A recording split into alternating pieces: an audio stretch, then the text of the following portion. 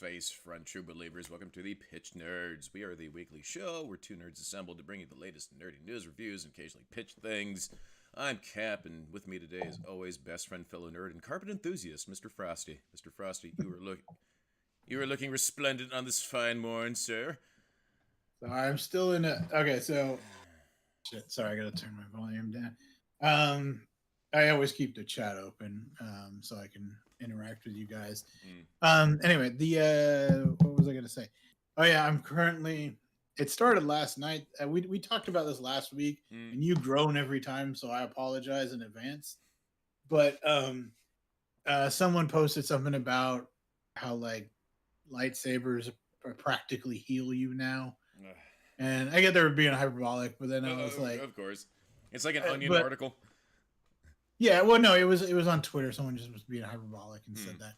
But anyway, the so I responded just because we've talked about this before, and I'm very adamant that there is no problem with lightsabers because, and I've explained this before. But they instantly vaporize anything that touches it, but they don't actually radiate heat outward. Right. And so if it went through you, if it went through you here, it would go through my heart and kill me. Except in Phantom Menace when they use the thing to melt the door. Well, no, see, that actually makes sense because flesh is vaporized, metal isn't. Metal melts. So the metal keeps coming into contact with the blade. So the molten metal actually radiates heat outward. Okay. The lightsaber isn't. It's the metal that's doing it. But anyway, so when it hits your flesh, so people are talking about Sabine and Riva and how they've survived being pierced. And the thing I always come back to is like, so if it hits your flesh, you're left with a hole in you. Right. But the thing that kills you pretty much instantly most of the time, if you miss a vital organ, is blood loss. I've seen it at dialysis. They pull the needles, like fart in all the needles, but then they don't realize that they're bleeding out. And then like they just walk to the door and then and like it happens in like 30 seconds. And that's unconscious. You'll be dead like real fast. Fortunately, there's medical staff there. But anyway, so you get a hole in you, but you're not going to bleed out because, as we all know, lightsabers cauterize. So you basically, and it's similar to when you get shot with an arrow. You don't usually pull die. It out. Yeah, it's like if you pulled it out, you're fucked. But if you leave it in, it plugs up the hole, just like a cauterization. Right. So that's why I say as long as they miss the organs, like in when they Qui-Gon, you can see it goes through his spine. That'll kill you instantly. So yeah, except when you're Darth Maul and you get sliced in half. Actually, yes. So this is funny because I found this out last night. I said the exact same thing. I said Darth Maul doesn't make any sense though. Right. But then some Star Wars nerd out there like shared with me this thing, and apparently his species is like crazy. Because like also, how did he survive the fall? Right. But like apparently his species is crazy durable because they're a clone.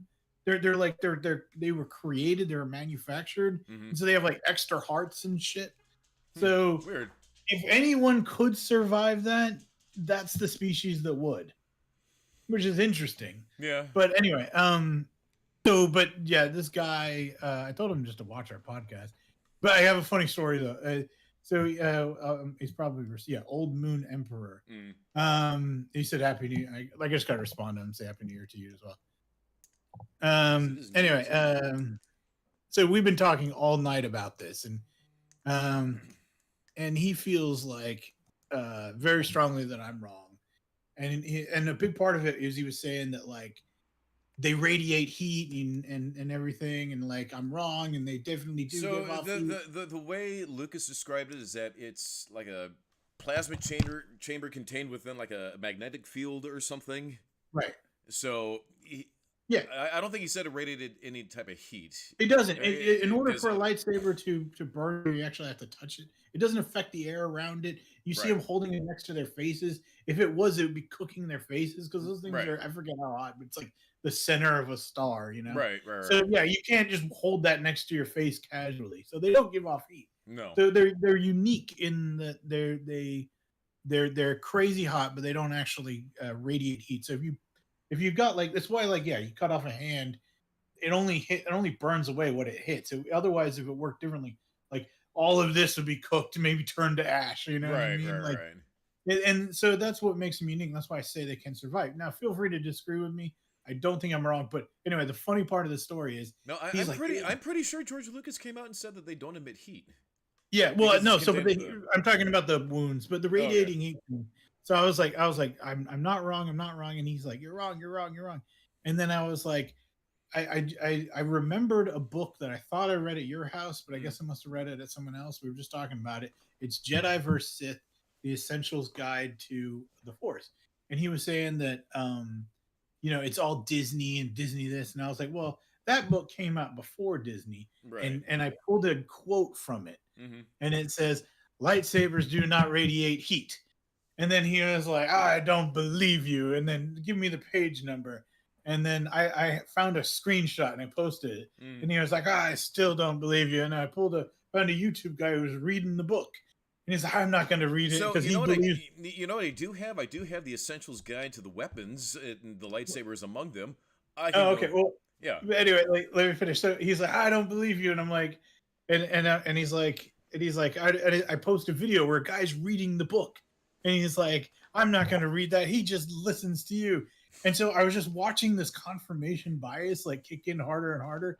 And then he's like, I've got that book. I'm going to read it when I get home. And I was like, oh, shit. Okay. I'll just wait then. This is great. And then he was like, I'm going to be very bewildered if it says what you think. And then I was like, were you bewildered? And he's like, yes, I was bewildered. It was a fun. I'm not being mean, Old Moon Emperor. It was really fun chatting with you. But feel free to chat with me anytime, and Happy New Year to you as well. That's funny. It's like no, yeah. It's funny though when you get like, because it was this confirmation bias at work, you know what I mean, and like, and it's hard. Like that happens to everybody, me too. And then like, but then as soon as you go, this is the source I trust, and then it's like, oh. Those books are really fun reads. Yeah, they're good. They're good. Yeah. It recently also talking Star Wars that happened with the Force thing where I pulled up those old Lucas quotes on how the Force works, and I was like, look, it's fun. Anyway, thank you guys for joining us. I'm sorry I'm such an argumentative asshole. Yeah. You know what? I was comes with the frost. If we were radio DJs, we would be like Captain and the Snowman, and then it would be like Frosty the Snowman, our matey, like those sound. Right. Anyways, yeah, I don't know why my brain went there. That's awesome. Anyway, thank you for joining us. Do you want to jump into news? I mean, shit. We just had the holidays. How was your holiday? You did. Oh, okay. What did you do for your holiday? I went to just a little family get together. I got my awesome new Star Wars book that goes through all of the retro toys. My goodness gracious, Mrs. Cap always gets me really good like coffee table books, like really cool ones. But yeah, it just goes through. I'll show you my favorite gift as well. Oh, love it. Go on, keep talking about it. Oh no, I was going to say, is it the gift of friendship? Oh, it's a real Viking drinking horn. That's awesome. It's got a Valnut carved into it. And it's made from ox horn. Nice. My brother got me this, and I was like, "Holy fuck! I've always wanted one of these." That's awesome. But supporter of the channel Richard would appreciate something like that. I think he has stuff like that too. No, that's super cool. So what have you consumed from it yet? Nothing. I just put it on display. What do you mean nothing? God. Well, it's okay. I have no idea why this is, but no, cat, no. It's like, I want to drink out of that horn. They're gonna come closer. He just wants to knock it on the floor. Oh yeah, he knocks everything down. Yeah. But he has to give it a thorough cat scan. But yeah, I don't know what it is. People buy me fancy goblets and shit. Okay. I mean, look. I mean, I got this thing. I got awesome. This one. That's badass. Yeah, no, I got several of these things, and so I just added it to my collection of those things. Mm-hmm. But yeah, the other thing I got that was cool I'll show it when I get it framed, but I got a Louis Royo print limited edition Yeah, you signed. posted pictures on the bro chat. Looks cool, man. Yeah. So I'm I don't want to touch it too much and stuff, so I'm Yeah, just yeah. keeping it in tube for now until I can get it framed. Mm. I bought a frame. I don't know if you can see it, but it's the wrong size. It sucks. It's My always, parents used to own a framing store, so I yeah. used to get all that for free. Now I got to pay for it like a peasant. And And nice frames are what, expensive too. dude? What's funny is the the frame. I have one of his posters. Mm. Maybe I could show it. I hate moving this camera. But Yeah, that one. But hopefully that was fast enough that we don't get in trouble. Anyway, it's art, so hopefully I think it's fine. Trigger warning. Yeah. Anyway, but so that's a Louis Royo poster. I bought it from All Posters for $4. $650 frame. Wow. Well, because I you could can tell where they make the money. I could walk it. Well, they didn't. My parents framed it, so I bought the poster for $4, and I took it to my parents' shop, and then I could just walk in there and choose whatever the crap I wanted. Right. And so I just picked all the nicest shit. I've got like $1,000 worth of framing in here easily. It's amazing how expensive they get, but they're nice. Like a nice frame goes a long way. Yeah, totally. I mean, I have some peasant frames that sort of fall apart after a little while, so I'm constantly having to replace them. Ugh. But anyway. Yeah, so those are kind of the two coolest things. As far as my Christmas, it was a really good day. And then my sister keeps talking about how she wants to play Monopoly, so I bought her Monopoly. Oh. And then they cheated, and I was pissed. And then Christmas was ruined. The moment you said Monopoly, I just yeah. Well, we play a lot of board games. It's mostly Catan, and Catan gets pretty fucking heated. I'm not gonna lie, especially my sister's boyfriend and me. We're like, it's weird. My sister, she's just like, I don't care. And she's just like kind of, and it sucks because she's not being strategic, but sometimes she wins anyways. And then Dave and I are just like locked into Mortal Kombat with one another. And as soon as like one of us fucks over the other, we're just like, "Oh, you fucked me over," and like, "You asshole!" Like, so, what game is this? I've never played it before. You never played Catan? No. So it's interesting we were talking about it because we were doing our pitches. Catan is the one I got. Catan is a very popular board game. It kind of I think it's German in origin. Okay. But it suddenly people started buying it or something. Or it came out and it became really popular instantly. And you know how there's been that resurge of board games lately? Yeah. That's Catan. That's what caused it. Okay. It's basically you have a map of an island, and then you try and build settlements, roads, and cities. And the first one to build the biggest like empire essentially wins. Okay. But you can kind of like you control resources and you try and trade and stuff with each other, and so there's a lot of things you can do to. It's part luck, but also like there's a lot of skill involved. Like you need like you want to get wheat like is important and stuff, and then like you control docks. It's hard to explain unless you played it, but I'm sure a lot of the people watch this have played it before. Right. Anyway, but that's the game I will be representing in our pitches, and you're going to be doing Chutes and Ladders. Yes, a Yu-Gi-Oh inspired Egyptian tale of thrills and chills and suspense. Yes. Yeah, mine's going to be inspired by like Game of Thrones. Okay. Kind of, because it's like you're building these empires on this like island and stuff like that. You should add like a Lego movie like meta narrative to it, where it's watching you and your family play out the thing. I see. I don't know. I think I would do Game of Thrones, but like, but base it on the game. Like people who are like, "Ooh, I recognize that from the game," but then also like heavily stylized. Like one of the things in the game is there's a thief and he lives in the desert, and so it would like cut to the desert and be like the thief, and then like maybe like do something where it's like black and white, or no, like all when it's in the desert it's all like sepia tones and stuff. Except stylized. maybe he's got like like one streak of color that like stands out. Sort of what you did with your Ninja Turtles pitch. Yeah, kind of. Yeah. I guess I like that look. You know what I mean? No, it's cool. It's if done right, it could be done. Fuck! You know what movie we need to review in today's show? Hmm? Because I saw it. Pee-wee's and Big you saw it Adventure. as well. What was it? Leave the World Behind. Because we did have yeah. fellow nerd Horace. If you're watching, I did see it, and I am ready to review it. Let's get to some news though. Let's get the All right. World Behind. Did you watch Pee-wee yet? Yes, of course. That was our Behold Nerds. Sweet. So okay. So nerdy news. Let's see. So we have the video. Oh, this is upcoming adaptations. A list of upcoming adaptations of video games that are going to come out in 2024. So I figured we'd go through it and see if any of these sound exciting to you. RoboCop, yeah. Yeah. Well, this is video game adaptations releasing in 2024. Okay. So Fallout, Sonic 3, Knuckles, okay, Borderlands, Halo Season 2, mm-hmm. Arcane Season 2, the Tomb Raider anime, Return to Silent Hill, the Devil May Cry anime, and Sonic Prime Season 3. Lots of Sonic in there.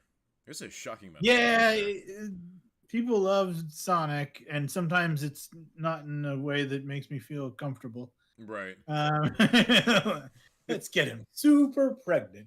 You know? Oh, the internet. Anyways, yeah, sure. Any of that, like, were you excited for? I think the Fallout one is probably the most interesting out of all of them. And me too. Yeah, I still haven't watched Halo. Yeah, I haven't watched Halo yet. I don't know if I am very interested in Halo. I don't know why. It just isn't calling to me in any way. Well, there's a lot of content out there, is why. Yeah. But yeah, I think it looks cool. Like, I mean, I don't know, the actual Halo lore I've never been that interested in. Mm-hmm. I like the games. I think we're opposites in that regard. I think you like the lore more than you like the games. Yeah, but I think we can both agree the soundtrack is amazing. Yeah. If you cannot, despite what I find its many faults, it has a gorgeous soundtrack. To be clear, Cap didn't like it because of the little minion-y dudes. They just zapped me right out of it. It was like, in my head, it was building up like Half-Life, where you're just a dude going to work. Yeah, but there's silly stuff in Half-Life too. I know, but then, you know, as it's building up, these little goobers, like these little goofy little goobers come out. What is this? It zapped me out just so instantly, and I just couldn't get past. I just hated them. They were, I guess, to compare it to something with you, like the Ewoks. Yeah, the Ewoks sucked you out. But I can justify the Ewoks. We've had this debate. Well, I can justify the little dudes. I know. I had a lot of fun. I like it when you kill the elite and then they would go, "Elite, no elite, run away." It was fun. It was like I was mowing down little munchkin guys, you know? Yeah. Although, if you switch the game to legendary, all of a sudden those guys are less funny. Really? They're fucking like,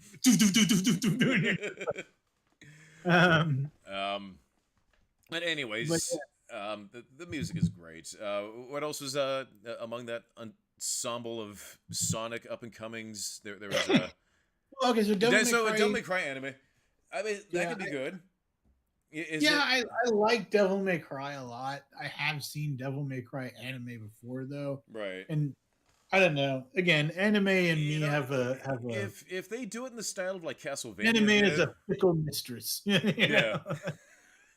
But if they do it similar to how they did Castlevania on Netflix, I think that'd be like a good way to start. It probably will, but almost like that. It's like anime either goes too serious, or like too goofy. It's like hard to find the middle ground. Right. And then there's usually a lot of standing around and discussing stuff, and then backstories. And, yeah. I feel like anime. You either like. So you find it sometimes you fall in love with it and you're just like, this is the dopest shit ever. Right. And then other times you're just like, you like it, but it's a slog. Mm-hmm. And then other times it's just what the hell am I even watching? There's an anime where it's about a guy who died and gets reincarnated as a fucking vending machine. Wow. Yeah, and that's like I watched it. I watched like 3 episodes of it, and I was like, "Why am I even watching this?" So what was what happened? What is? It's like So right now, all anime, Mm-hmm. and I'm being hyperbolic, but most anime is called an isekai, Mm-hmm. and it's where you die and go to another world. I talked about it before. You go into a world. It's all about you lived in Japan and then you woke up in this other world, and usually they're D&D world. Mm-hmm. So he dies, he goes to a D&D world, but now he's a vending machine. And then like this chick comes along and then he's like, "Oh, I'll give you a water," and then she's like, "Oh, that was refreshing. I can't believe this. I'm gonna bring you home." And then like she falls in love with the vending machine a little bit. Okay. And then he learned he could transform into any kind of vending machine, and Japan and vending machines. Oh boy, I can see where this So is going. Yeah, and well, no, I didn't go there. Your brain was darker than the Yet. no, Only like 3 they end up episodes in. like it's like D&D. They like go fight monsters together, and like he uses his vending. It is kind of clever. Like he's like, I'm gonna okay, now there's a balloon vending machine, so I will fill up balloons and I'll activate my shield, and you know how it is. Yeah. Anyway, I've watched way more of that than I should have, but I give me a break. I'm in dialysis. Right. Anyway, so video games. Fallout sounds good to me. Fallout sounds good. But let us know, guys, if any of those sound. Are you excited for any of those? Should we watch Halo? Yeah. Also, I Borderlands. I might be. Yeah, Borderlands. I want to like Borderlands more than I do. I like the story of Borderlands more than I like the game. Yes, the game's too easy. The story, Handsome Jack. I love that. It's interesting. I just Tina's whatever game that was funny. Tiny Tina's D&D or whatever. Did you play that? Which one? It was like the characters in the game were playing Dungeons and Dragons, and you were their Dungeons and Dragons character. No, I didn't play that. And it was like a D&D version of that game. It was called Tiny Tina's Dungeons or something like that. It was interesting. That's cool. Yeah, I never heard of it. All right. So so Beetlejuice 2. Apparently that's finally going to release in 2024. This is 36 years after the original film, starring Michael Keaton, Winona Ryder, Willem Dafoe, as well as Jenna Ortega and Lydia Dietz. Willem Dafoe, I think, is going to be horrifying in this movie. Like, I just see them doing something scary with his face, like with the Beetlejuice snake, just with that stop motion. I can see them doing something very scary with that man's. I'm such a Michael Keaton fan. I just can't wait to see him as Beetlejuice again. I hope it's good. You don't think it will be? I hope it's good. You know what we do need? A City Slickers 3. Where's City Slickers 3, damn it? Like, they made City Slickers 3. It wasn't good. Did they make City Slickers 3? Yeah. Yeah. It was terrible. I remember the second one. Or maybe it was City Slickers 2 that was bad. Right. I might. So two. I gotta Google this. I gotta Google this now because I swear this is a Mandela effect thing because I'm pretty sure 2 set up for 3 and 3 never happened, and I've been waiting all these years. Bad, I don't care. I want my City Slickers 3. Damn it! When I take over the world, that's going to be the first thing that I accomplish. Is City Slickers 3. City Slickers 3 is a 2022 American Western comedy. Came out last year. 2022? What? Yeah. Wait a minute. No. That just says Idea Wiki. Yeah, it's... Yeah, okay, no, that's just an idea. It's a weird Mandela effect. So yeah, people want it. I guess you're not alone. Well, it's set up for it. Like, it's set up for it. It's set up for it. I watched City Slickers and I was like, this movie's great. And then I watched City Slickers 2 and I was like, this movie's ass. And I didn't care. You know, like Curly's gold, yo. Beetlejuice. I don't see why Beetlejuice 2 would be bad. Like, what makes you? Because it's modern cinema, Frosty. They're going to do something that's going to be stupid. It's going to be at the expense of some legacy character. It's just whatever. I've tepid enthusiasm, but we shall see. We shall You're see. falling to the dark side, my I'm not friend. falling And to the dark side. Just unnecessary sequels. All the big movies next year are sequels to something. they are. Ah, Every the movie there, only but forgivable one, the only forgivable one out of that whole entire ensemble is Dune because that's a part two. That's no, fine. but right, It but just, just at the same time, Beetlejuice, like too, I think it's got the ingredients right, it and does. It I think it'll be does. good. And I, oh, Willem Dafoe.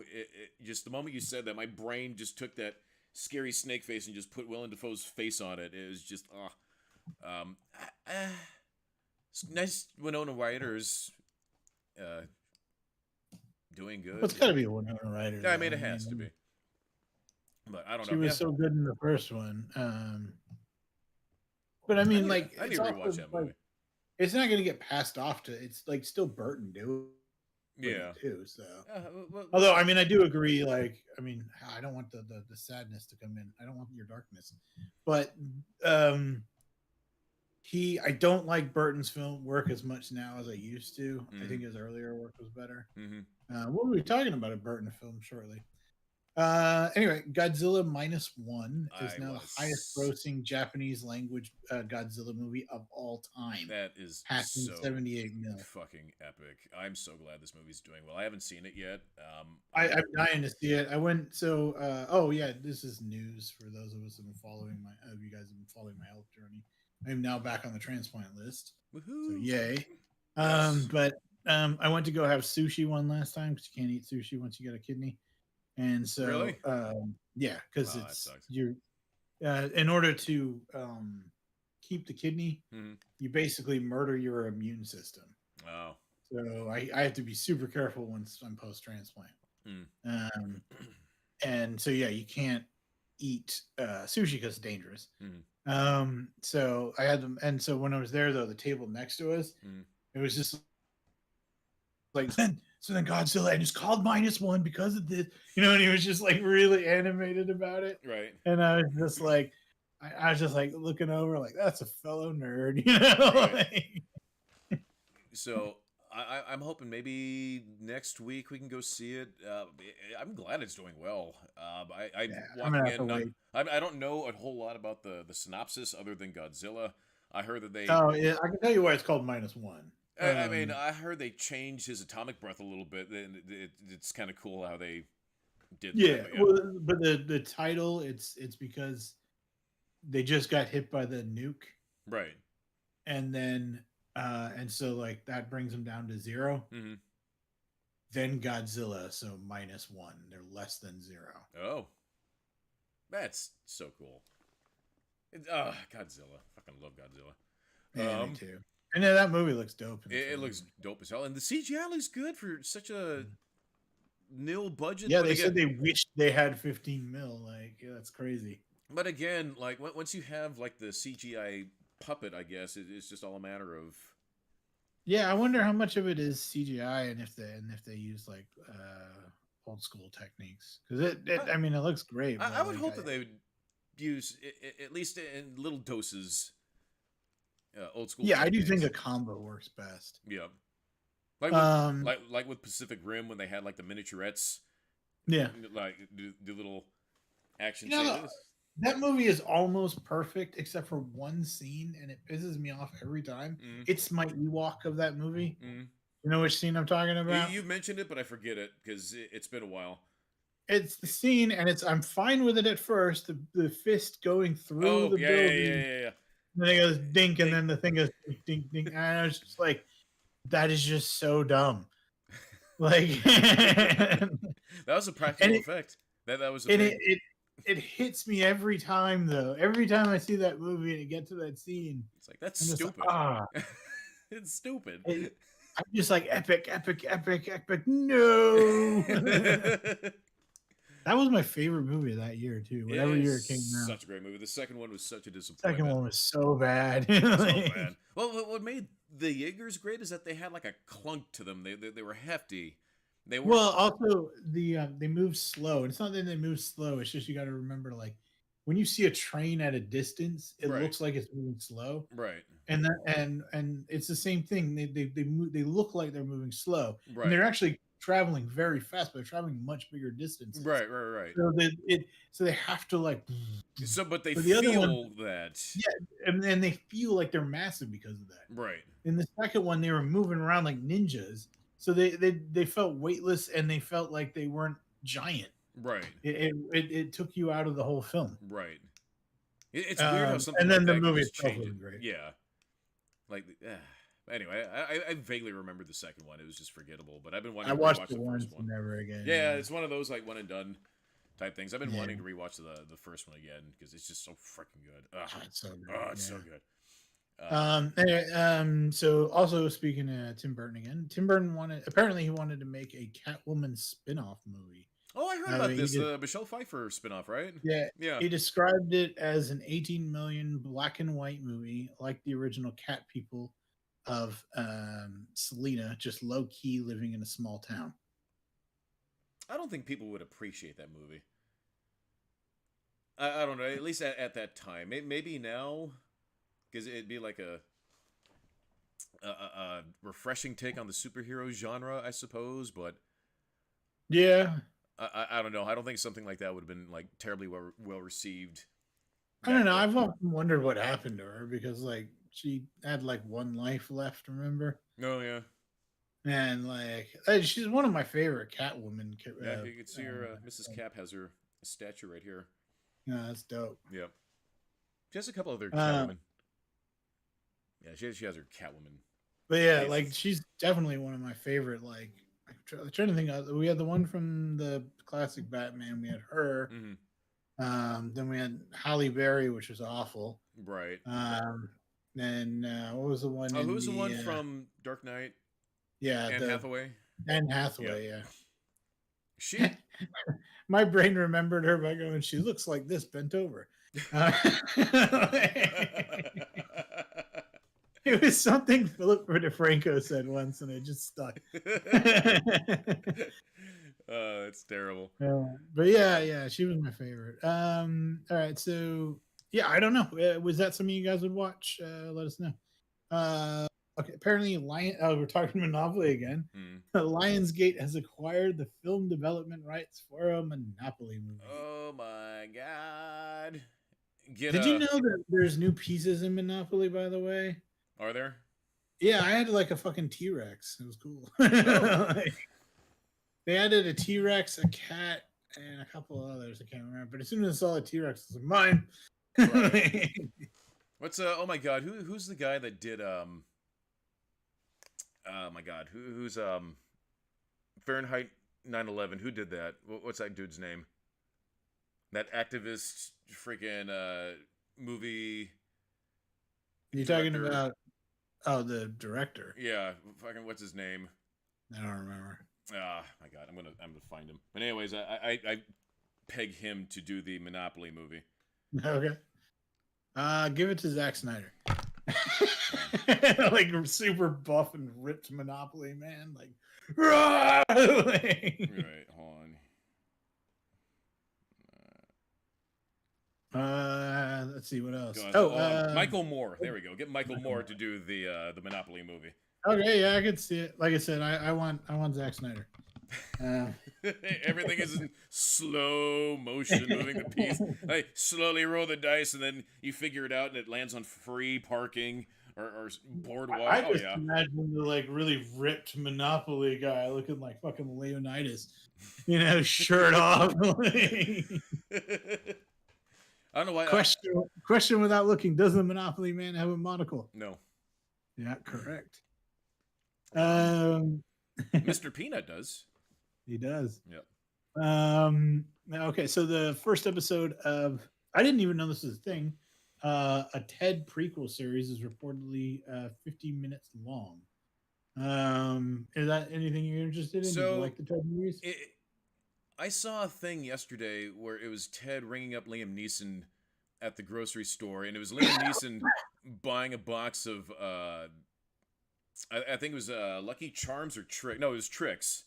Yeah. And he was questioning as to whether or not it's okay for him to buy the Tricks because Tricks are for kids. Oh yeah, I saw that. And it was so well done. It was so well done. It was just it was Liam Neeson buying a box of Tricks. No, The Ted It's so movies good. are the Ted movies are fucking good in my opinion. Like It's so funny. they're so funny that like my parents, who are not the kind of people that would normally like those movies, Mm, enjoyed the shit out of them. right. Like I mean, watching my dad laugh like so hard when they like found the poop from the prostitute, and they're like, burn it down, burn that. Like, you know what I mean? They're freaking out. Never cook with that hand again. Like he's like hiding, and you know, like, it's so good. It's so Even like good. this in the language, oh, now nothing's more powerful than a child's wish, except an Apache helicopter. You know, it's so good. Right. I also really like it when they meet Ted Hmm. and like they react like you really would, like Jesus fucking Christ. You know, it's so good. Like, Right. so yeah, Ted prequel series. Hell yes, I'm totally down. Yes, and if you haven't seen it yet, look up the bit with him and Liam Neeson. It is so good. It's so goddamn good. It is so freaking funny. Like, and it's just played so straight, and that's what makes it. That's what sells it, because it's Oh like yeah, you have to. he plays it so straight, and I can't imagine like the moment the director said cut, like just them just all of them just breaking down laughing, because that's usually what happens after dumb shit like that. It's so funny. Yeah, there's I like watching some of the like the. Did you ever see the movie the I think it's called The Other Guys? Yes. It's got Will Ferrell and Mark Wahlberg, and Yeah, they're yeah, yeah. like cops.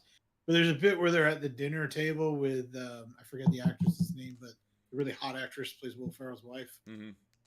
and uh, and that whole dinner scene of them making jokes and talking to each other, like if you watch it with the bloopers, they're laughing their ass off through the whole time. Like Mark Wahlberg is supposed to just stare at her boobs the whole time, just be like, and then like she can't handle that, and then Right. like Will Ferrell's talking trash on her the whole time, like quite frankly, it's just so good. Like I can't do it, but you gotta watch Right, it. right. Anyway, so this is interesting. An Alien Kids book is being released by Disney Yes. now. Okay, so I heard about this. So this is done by, was it the Golden Books? Yeah, it Right? says the book will be a lighthearted reimagining of the film that Yes. follows Ripley and the Nostromo crew as they introduce the alphabet from A to Z. I was Xenomorph. The Oh. Xenomorph is an I X. know But the yeah. X, but still, it's the hardest letter, and they have it. Anyway, so I'd heard that this is triggering some people, like some Yeah. moms groups are like speaking out. Oh, rabble, rabble, rabble, rabble, rabble. Don't buy it. Yeah, don't buy it. Just don't look. I would love to see this. I do have the Die This Hard. is something like I would collect and keep, like my Trump comic book. Right.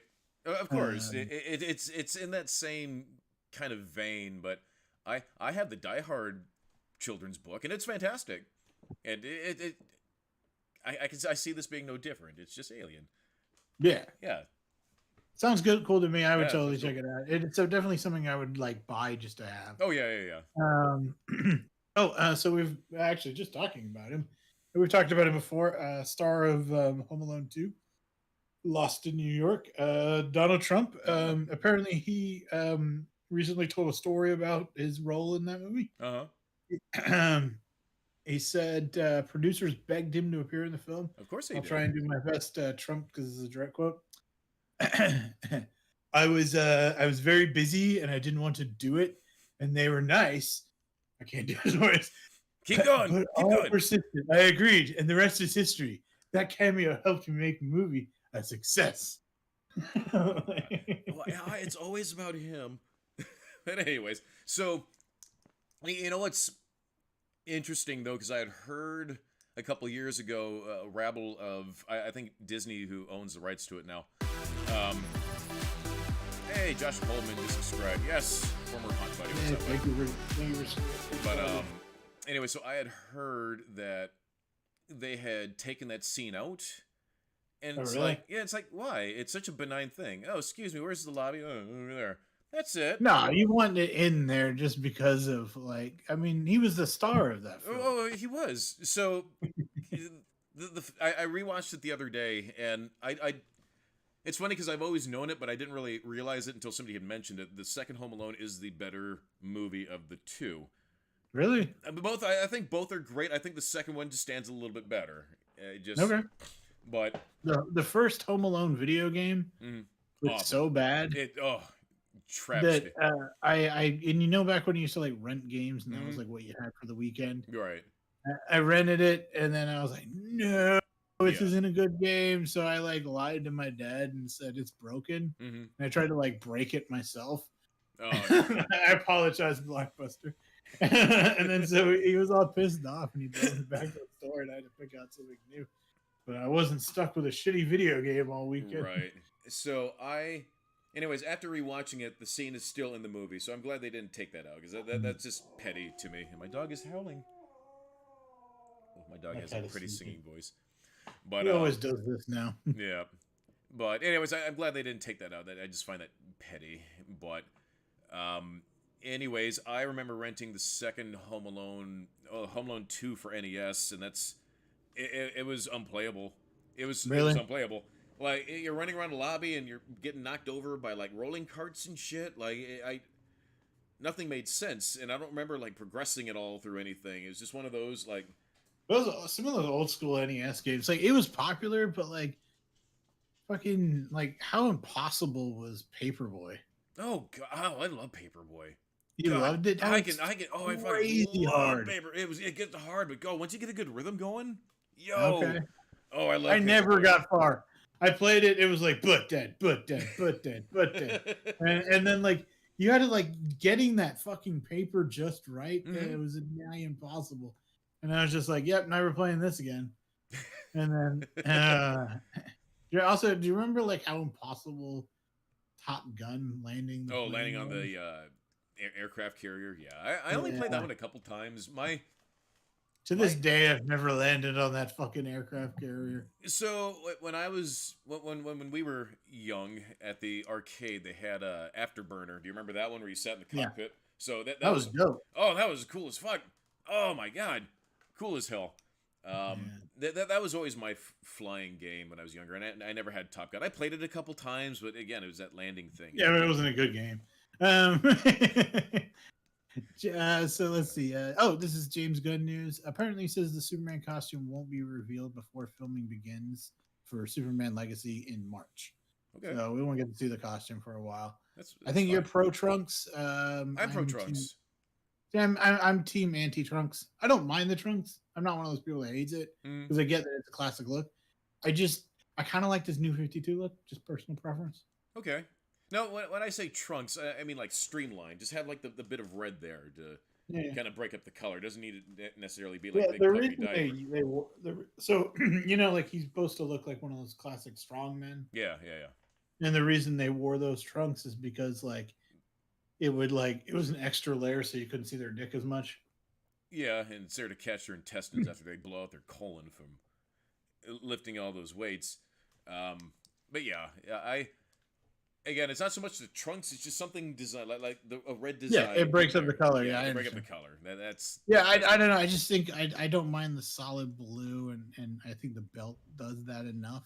And if you look at the new 52 look, I think that was kind of quintessential Superman in terms of looks for me. Yeah, I don't like also when his cape is short. You like the long cape? I like the long cape. Yeah, like long and kind of billowing and godlike. Yeah.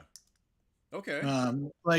Even though it's one of my favorite Superman books, All-Star Superman, he was rocking that cape where it comes down to his ass, you know what I mean? And I was like, the whole time I'm reading that book, I'm like, your cape's too short, your cape's too short, your cape's too short. It's like a mud flap. I can't break it out of my brain. And yet the book is amazing. Right. It's just that one little nuisance that you just can't get past. That's fine. Yeah, it's my Ewok. The Ewok. Love the Ewoks.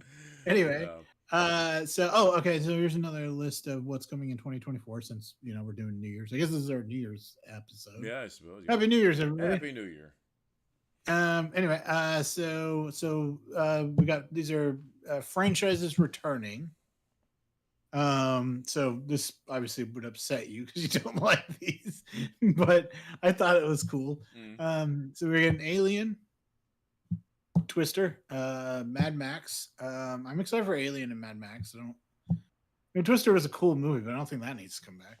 Yeah, I was gonna say, is it a sequel to Twister?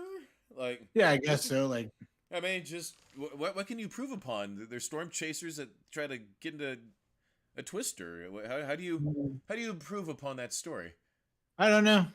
Like, Yeah, that's what I mean. I felt like that was a good, solid story, yeah. But anyway, Bad Boys again. I don't think that one needs to come back. Ah. The next one, I don't. It's The Crow. It's my favorite movie. You had talked about this a while ago. You seem pretty excited about it. I mean, it's just they've never done The Crow well, ever. And they've tried again and again and again and again. They knocked it out. Look, the comic was great. Mm. The movie was nothing like the comic, but it was phenomenal. Mm. And then they've just. I think part of it is it's a lightning in a bottle situation. Mm. You know what I mean? It's so good. Like, how do you do that?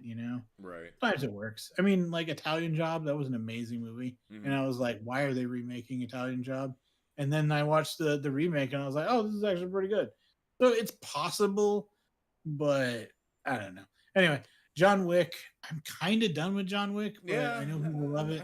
I'm done. I watched the fourth one. Was it the third or the fourth? I haven't even seen the fourth one. It's really good. I enjoyed it. I know. Everybody says they're good, but I don't know. Yeah. I'll watch it. Transformers. Which do you know which movie they're doing next? I don't know. Neither do I don't care. How do you fuck up Beast Wars? How? Oh no, I can tell you how. Just it's a long answer. But I didn't like the whole like blah blah blah G.I. Joe at the end. And I was like, and him getting a suit. I don't know. It just didn't work for me. Yeah. Just everything needs to be a franchise. Gotta tie it all in. I'm fine with it being a franchise. It has franchise. I know. Like, I mean, if they did it better, like when they crossed over in the comics and like we got to see fucking Snake Eyes taking down a like Megatron and shit. Yeah, that was cool. So it's just I just feel like they're rushing to do things, not just let's make a Transformers movie, because that's what they did with Marvel initially. Let's make a movie about a superhero, and then have some vague tie into something else. Now everything is just so on the nose, and they didn't know back then if it was going to work, and just it was. Yeah. Now everything is just that, and why I don't care. Well, I think part of it is like it's budget wise. Like Matt Damon's talked about this before. Budgets. Studios can only make because they don't get the return on investment anymore. So let's say you made a $25 million movie. Well, you have to spend another 20 to 25 on marketing and stuff like that. So your movie's now 50 mil. And then like I forget when the other things were, but like it blows up and you end up needing that means you need to make 100 mil back on your little 25 mil movie, where that used to be more possible because even if your movie would get its theatrical release, but then it would get a DVD release afterwards, or back in the day tapes. And so you would get that aftermarket sales to make up for any falling out you didn't. But that doesn't work anymore because we don't have that market. So they need to make everything on the theater. And people are only going to go to theaters if it's like, oh my God, you know what I mean? Right. And so that's why we get predominantly big budget movies. And the safer bet is to go something that already has a built-in fan base. Right. It's just a reflection of how society like our entertainment. But I don't have a problem with that because I love a lot of these franchises. They just have to be done well. Like Alien. If they make a badass Alien movie, awesome. The last Mad Max movie, fuck yes, give me more of that. Right. The only thing was so good. The only thing I'm fearing about a new Alien thing is that we already have an Ellen Ripley. Let's not try to give us another Ellen Ripley. Like understand what that character meant. She's a survivor. She was you rose to the occasion to be the badass, to do what you needed to do to survive. Don't. True, but I don't even know if you need another Ellen Ripley. Right. It's a Just big. don't give us a cookie cutter of that. Is all I'm Yeah, yeah, saying. yeah. I agree. I agree. I don't try and do what they've already done. You have an Right. interesting universe. Right. You've got it crossed over with fucking Predator. Right. Like, Possibly God, other things. expand on that. God, there's universes where you can tie into fucking Skynet. I know. Like you can have all the pieces. But I mean, even just like a hardcore straight alien movie would be badass. You know what I mean? Like a Return to Form with aliens or something like that. Mm-hmm. You know what I would do? Not like a. Dude, I tell you what, Alien, the Xenomorph, not even the Xenomorph, the little fucking crawler thing. Yeah. Most of Alien terrifies me. Right. H.R. Geiger, you're a fucking madman. Right. Your fucking art is scary, and it's the sexual aspect of it that scares me most. Right. That thing jumps on your face and shoves its dick in your throat and then impregnates you. Yep. That's horrible. Yeah. That to me is my number one scary movie monster. There's nothing else that is as bad that I can think of. Yeah, it's cool that the Xenomorphs have that weird sort of like built-in biology built into their lore and their mythos, and you kind of see how it evolves into this apex predator. Like, it's interesting how it sort of unfolds throughout the movie. But even the bad movies, like, what was that one recently that came out? Where they go and they find the engineers and stuff like that, and they go to that planet. A lot of that plot was stupid. Yeah. And a lot of those characters were stupid. But because the alien universe is so fucking terrifying, I was still on pins and needles the whole time watching it. And yeah, I was great. Alien 3 I didn't like, but Alien 3 was terrible.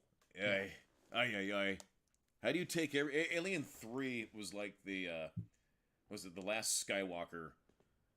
Fucking or what is it? The third of the sequel movies. Which one was that? The third of the sequel. The third of the Star Wars sequels. It was that where it just everything from the second movie to do its own thing. But why would you do that? Because you already established this and said, no, we're going to do this. It's stupid. Yeah. People can't be mad at Star Wars and Disney because Fox did it first to Alien. Sorry, guys. You know what, though? I kind of... I mean, it is jumping topics real fast, but just real back to Star Wars. So, our generation, we had the original trilogy. And then the prequels came out. And at first we did that thing that, I'll talk about in a minute, but where we're like, it's good, but then we realized they weren't good. They were not. And we all accepted that the prequels are not good, right? But then there was this younger generation, and they liked the prequels. Right. And then I'm wondering, because I've kind of seen it with my best friend's daughters. They love the sequels. Yes. And so I'm wondering if it's just like, is there going to be an even worse Star Wars next that like is beloved by younger people than us? So you know what it is and the Ewoks are the sort of the first sign. Actually, the holiday special was the first sign of Lucas unfiltered, because he just what did you create? George Lucas has a sense of slapstick humor that he sort of got to. Yeah, I think he got carried away with in the prequels that just sort of turned me off. And there's been an interview with Dave Filoni and Favreau and all of them.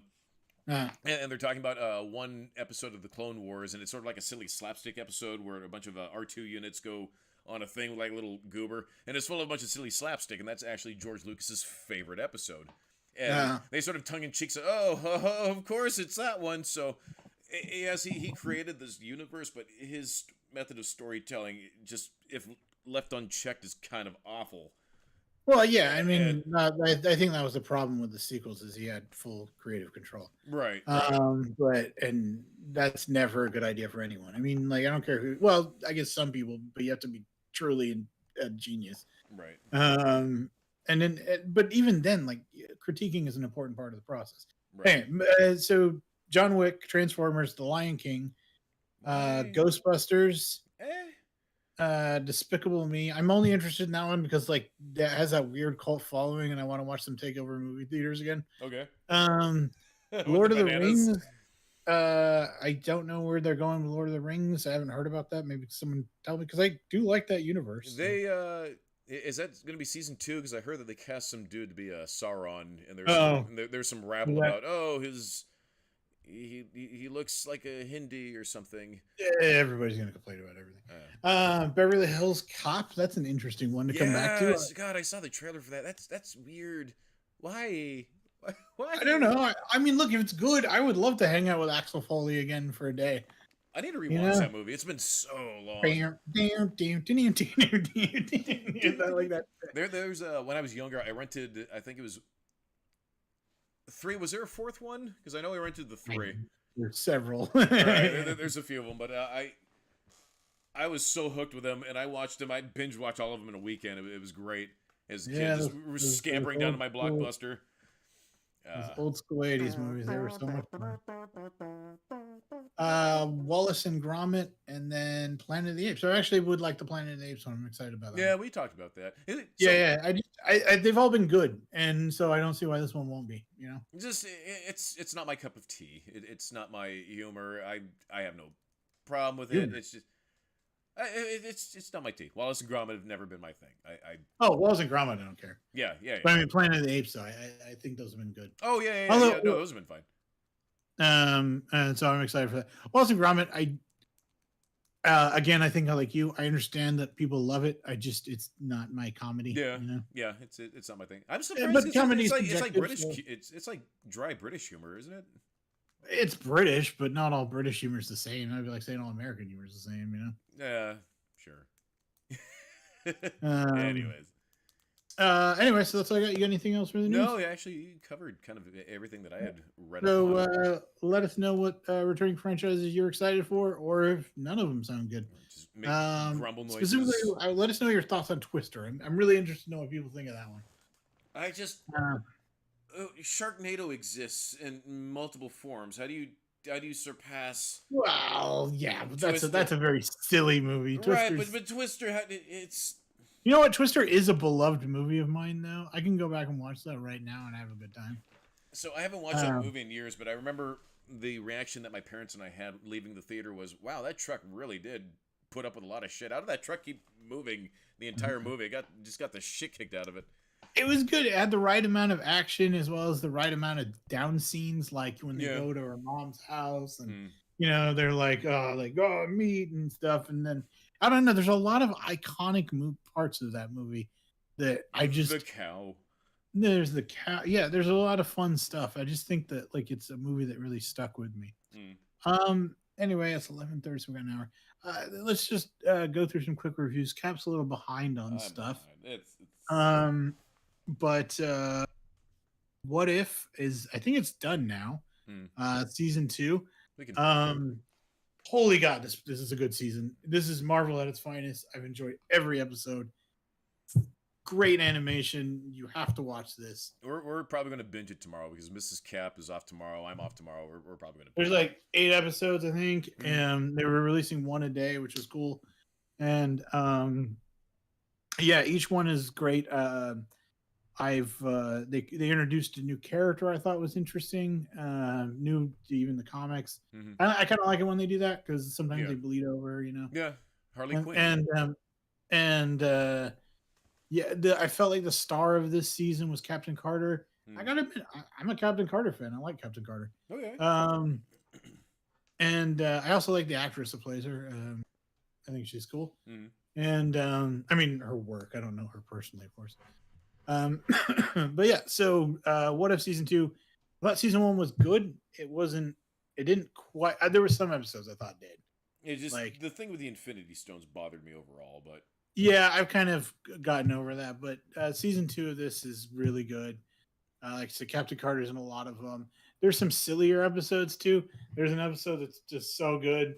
It's Tony Stark goes to this car and they do like a wacky races. Nice. I'm not joking. It's like old school wacky races. That's awesome. Like he's driving around in a car and it's a race and it's like Jeff Goldblum's character. He's like racing too and stuff like that. it's just if you can't have a good time watching that, then I don't understand you as a human being. Like I used to love the Crazy Races. I used to love Wacky Races. So Or good. the Wacky Races. Yeah, But anyways, we'll binge it tomorrow. highly recommend checking that out. Barbie, I finally watched because it came out on Max. Yeah. So what'd you think? Loved it. It was great. Right, I can understand why it pissed off a certain kind of person, but it made me laugh. I had a great time. So good. It was so good. It was far better than it needed to be, and those who are offended by it don't see it for what it is. Oh, it's feminist. It's fucking Barbie. What like? Okay, it's a feminist movie. Hey, the Barbie movie. Just shut up. It was so good. I liked it when they were walking around and like in the real world for the first time, and he's like, "Wow," and he's like, right. "Yeah, I'm feeling respect and no undertones of violence," and she's like, "No, I'm definitely feeling some violence." Right. I like what was it? Caitlin McKenna's character as Weird Barbie. She was she was my favorite. Did he have a favorite song? No. Oh. I don't even remember the songs. Honestly. Oh, it's I'm Just Ken is the only answer. Oh, okay, yeah. I did like the bit with the Kens. They're like, "I'm gonna beat you off right now." Yeah. Beat off. But anyway, so you shut up and take my money, yeah. Shut up and take my money, yeah, and shut up and take my money for What If. Rebel Moon Part 1. So we'll get to it. Cap has forced my hand. It's going to be Behold Nerds now because I'm going to have to make you watch it.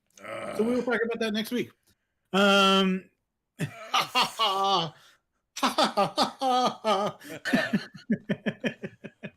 I want to wait for the totality. All right. Fine. So we'll talk about it next week. With this versus. Yeah. But we'll talk about it next week. I really wanted to talk about it this week, but I mean, my basic feeling is it's you got to do what you got to do. Okay.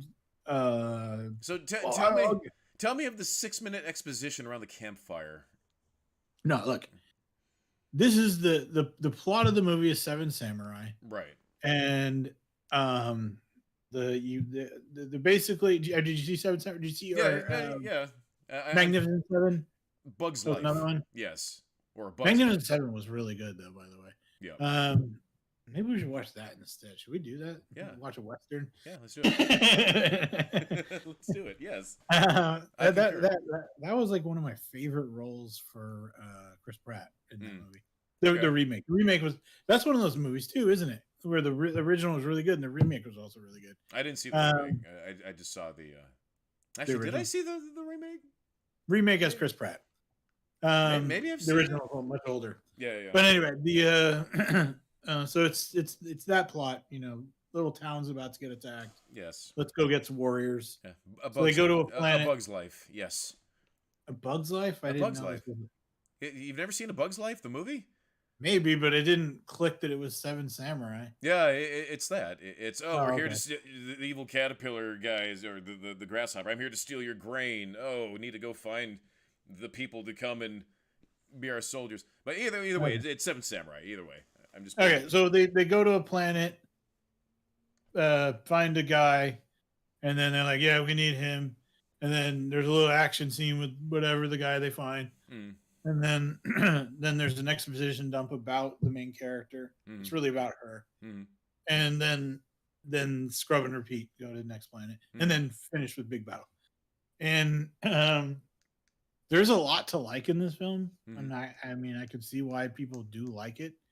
My biggest gripe was the slow motion. There's so much slow motion, and like the one that got me is like they're planting seeds, and when they throw the seeds, it's all. We're watching slow motion of seeds. I don't know, but the Snyder guys love it. I want to talk about it in more detail with you. Okay. So we will. So then there's going to be the extended cut, and then an R-rated cut, and then part 2. No. There's going to be part 1, part 2. Well, they're going to be PG-13, and then sometime next year we'll get the extended R-rated version. Okay. Part 1 and part 2. Okay. And my theory is, and I've been yelled at by other Snyder people, they're saying that the reason I didn't like it is because it's part 1 of a 2-part movie, and so because I was like, it's too many characters in one movie, and you don't spend any time with them, so I didn't know who these people were, but like all of that character development is in part 2. My argument is, if a movie can't stand alone, even if it is a part 1, then it's not worth it, you know? Right. But there is a lot of cool stuff though. Like there's this like one scene where this like super ripped shirt guy gets on like shirtless, ripped and and he rides a fucking giant fucking bird and it's all cool and it's like Thor Ragnarok, like all that kind of van art, that 19 it or like panel art, like Van or like 300 where it's very male masculine and and if you love that shit, then fucking watch this movie because you will fucking love it. It's full of that and, it's like stylized like heavy metal. And like slow mo, like 2 guns, this one chick has fucking cool blades and lightsabers and shit. So there's cool shit. Anyway, okay, so then the big one, because we've both seen it and it's hot right now. Thank you, Horace, for suggesting this. Leave the World Behind. So you talked about it. I think you gave it a you gotta do what you gotta do. It's you gotta do what you gotta do. Didn't hate it. I felt the characters were obnoxious, especially what's her name, Julia Roberts. I hated her character in this movie. Hated her character in this movie.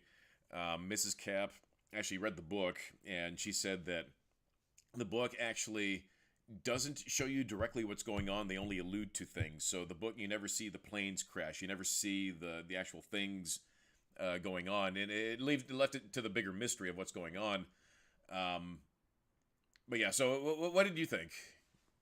So I thought it was amazing. I loved it. So anytime I'm watching a movie and it's, I guess, smarter than me, I start to admire it. So there's a lot of the movie is basically this family goes on a vacation. There's some kind of threat out there, and they've lost internet, cell reception, planes are crashing, ships are coming up on, and so there's some kind of thing. We kind of find out more details as the film goes along as to what it likely is. Right. They never totally say, but at the end, the one character basically explains it. So, but what's clever about the movie is things like, okay, so anytime a character is safe, and there's blue light. Yeah.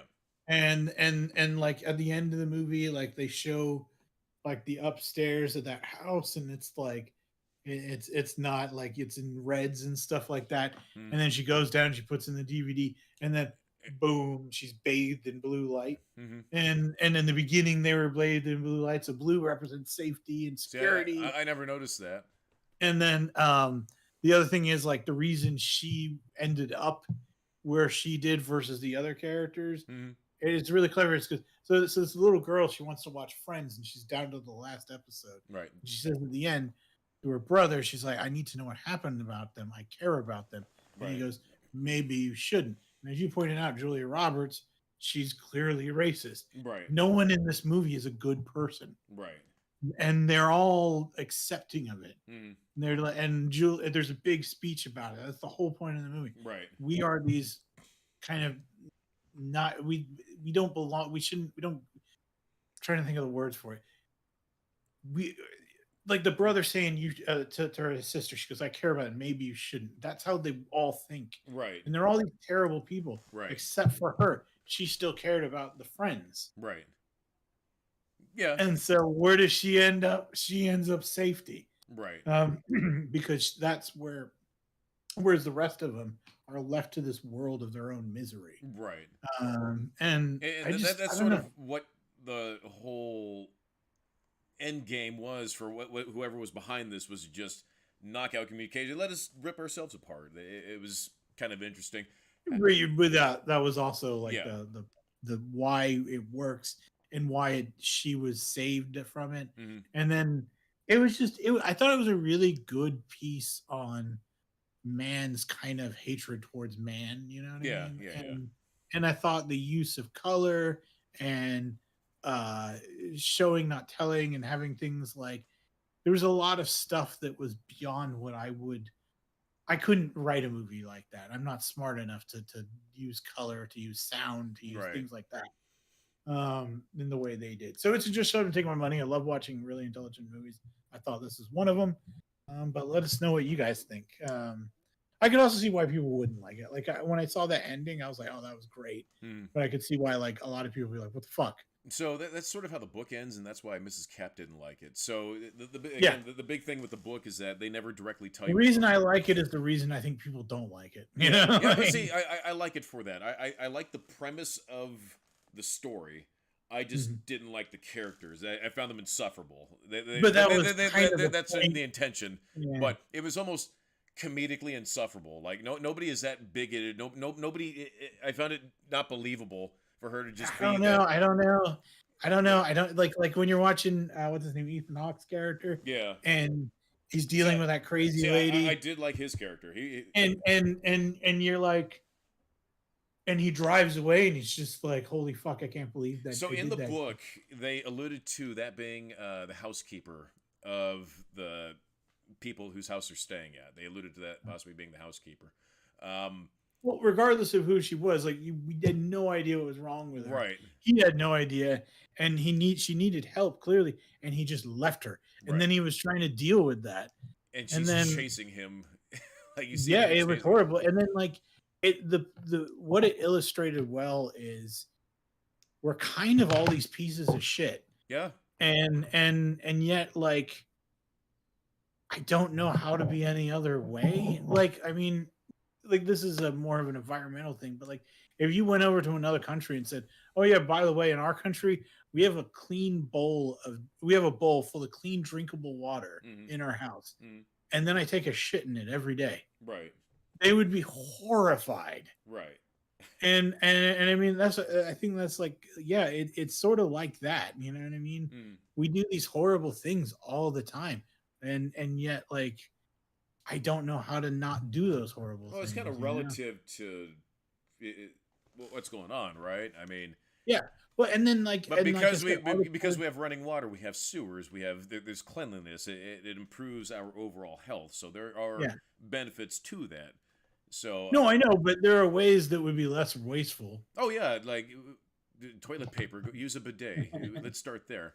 But no, but like what I'm saying is like but it's the apathy that they or lack of, I guess, that they don't like. Again, the brother going, maybe you they're shouldn't care. indifferent. Yeah, they're indifferent. Yeah, and they've all and it's a reflection of the world, like this kind of society where we go through. We know we're doing terrible things, but we just don't care, Mm, and that's why I liked it where the girl survived because she still cared about her friends. right. I don't know. I thought it was really clever. So I thought it Um, was interesting, and this is something that I use in quantum because if you look at what we have in our arsenal and what they've talked about, and just what we're capable of doing to other people is staggering. So the fact that they use sound, like hypersonic sound like that, as a means to get to us, we have that technology. So essentially, from what I gathered in the movie, whoever knocked out all of our satellites out of a misaligned all the satellites. It was broken yeah. down into chapters. Chapter 2 is called the curve. The moment I heard the curve, I was like, I bet it's something with the satellites. But The last one I thought was clever. yeah, Her dancing, Julia Roberts dancing, man, that was just god awful. that was super cringe. But Yeah, but anyways, I mean, moms dance like that sometimes, don't they? yeah, she knows how to dance like a mom. But anyways, there are moments I liked about it. I just found the characters like over cartoonishly No, insufferable. I can get that. I understand your point. It's just shouldn't take my money. I thought it was great. I recommend watching it. Let us know what you guys thought.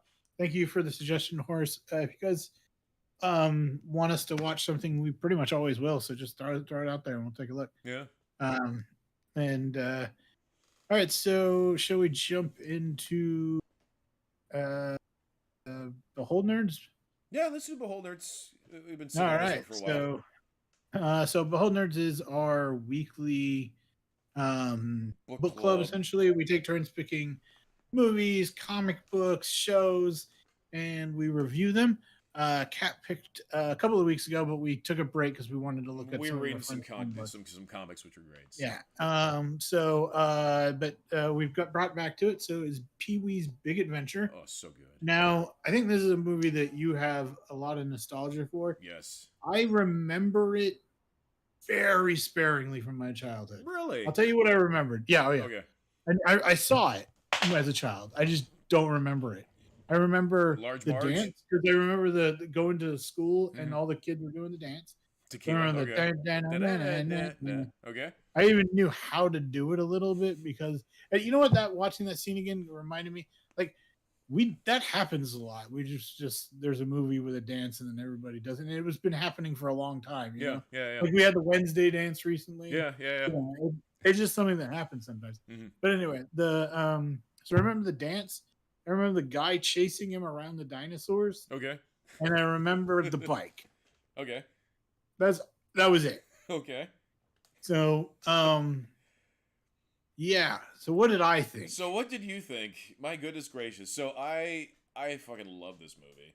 Okay. But go because I can.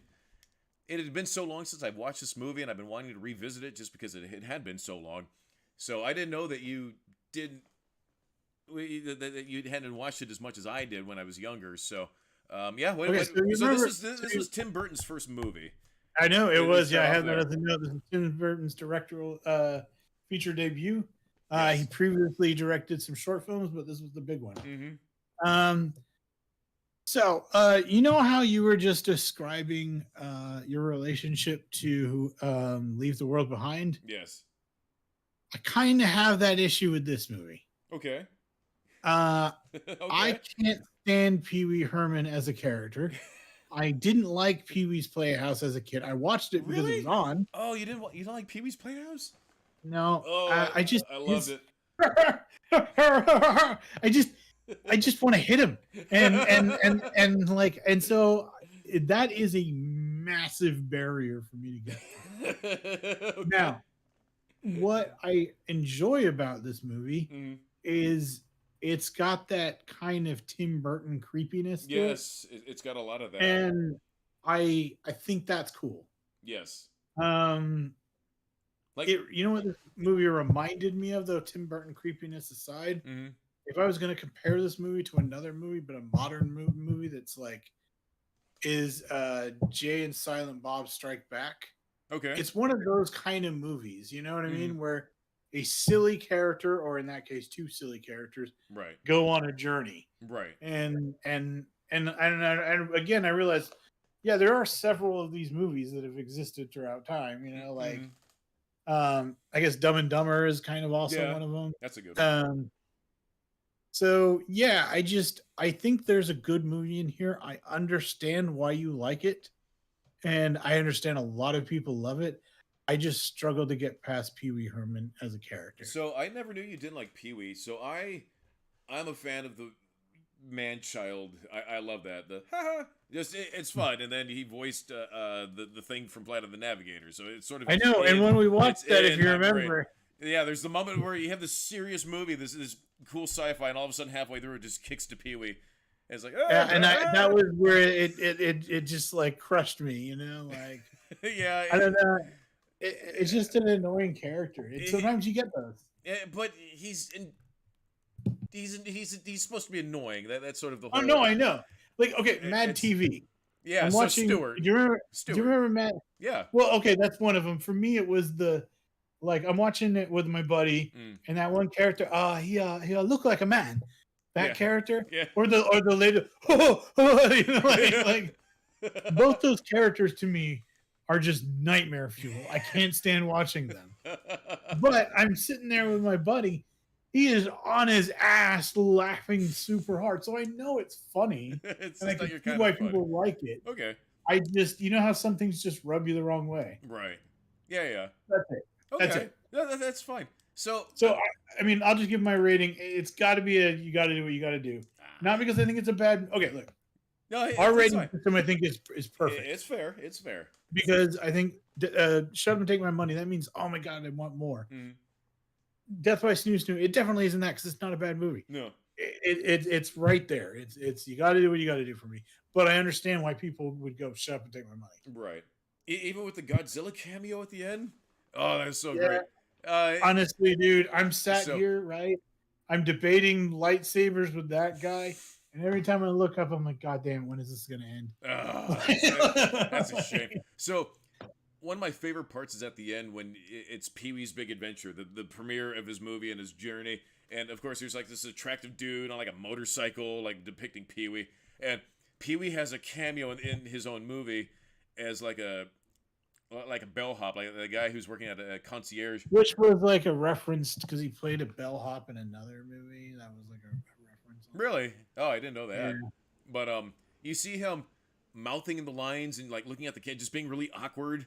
And it's so funny. Like it's that scene alone is just so funny, and it's sad that it's. I will admit, I did find that scene a little funny. Like, and I also liked it. And you see him trying to like find his mark. Yeah, and then I liked the Hollywood version of his story where he's like James Bond now. Yeah. Call him PW. Yeah.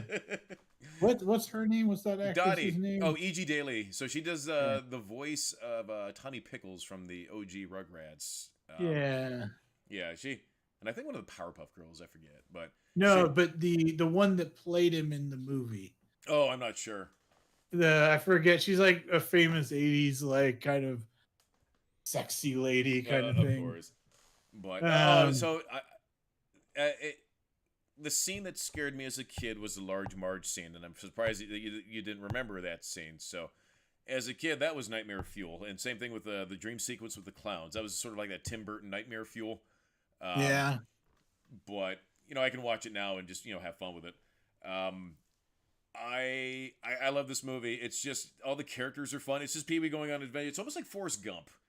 Treat it like Forrest Gump but Pee-wee. It's that same type of I think it's more of that comedic way, though. It's that sort of serendipitous adventure with like a mad child who. I think Jay and Silent Bob is a good. Did you see Jay and Silent Bob Straight Back? Yeah. Okay.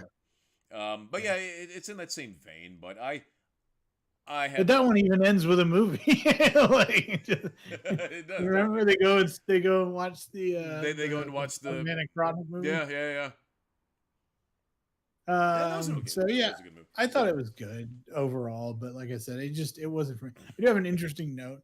Paul Rubin said that Phil Hartman, and Michael Varhol had never written a screenplay prior to this film. Mm-hmm. They purchased a book by Sid Field on how to write screenplays and did exactly what the book said. As a result, this movie is sometimes used in screenwriting classes because it fits the screenwriting paradigm perfectly. Wow. The film is 90 minutes long. The script is 90 pages long. The first act ends at the 30-minute mark. The second end at the 60-page mark, etc. Wow. So there's no base. That's kind of an interesting. Yeah, that's kind of an interesting tidbit about the film. That's interesting. Now, God, that scene with the Alamo, where they're all laughing at him, and the kid comes up and just takes a picture of him, and he just runs away. That one, God, that one Francis and stuff. Like, Francis, I hate him. Yeah. And then, like, I hate how he's like the women are all into him, but he's kind of a dick to them. He's like Pee-wee's like dismissive. Yeah. Like his eye roll. When she's like, he's a dick. That's I didn't realize that until I rewatched with this viewing.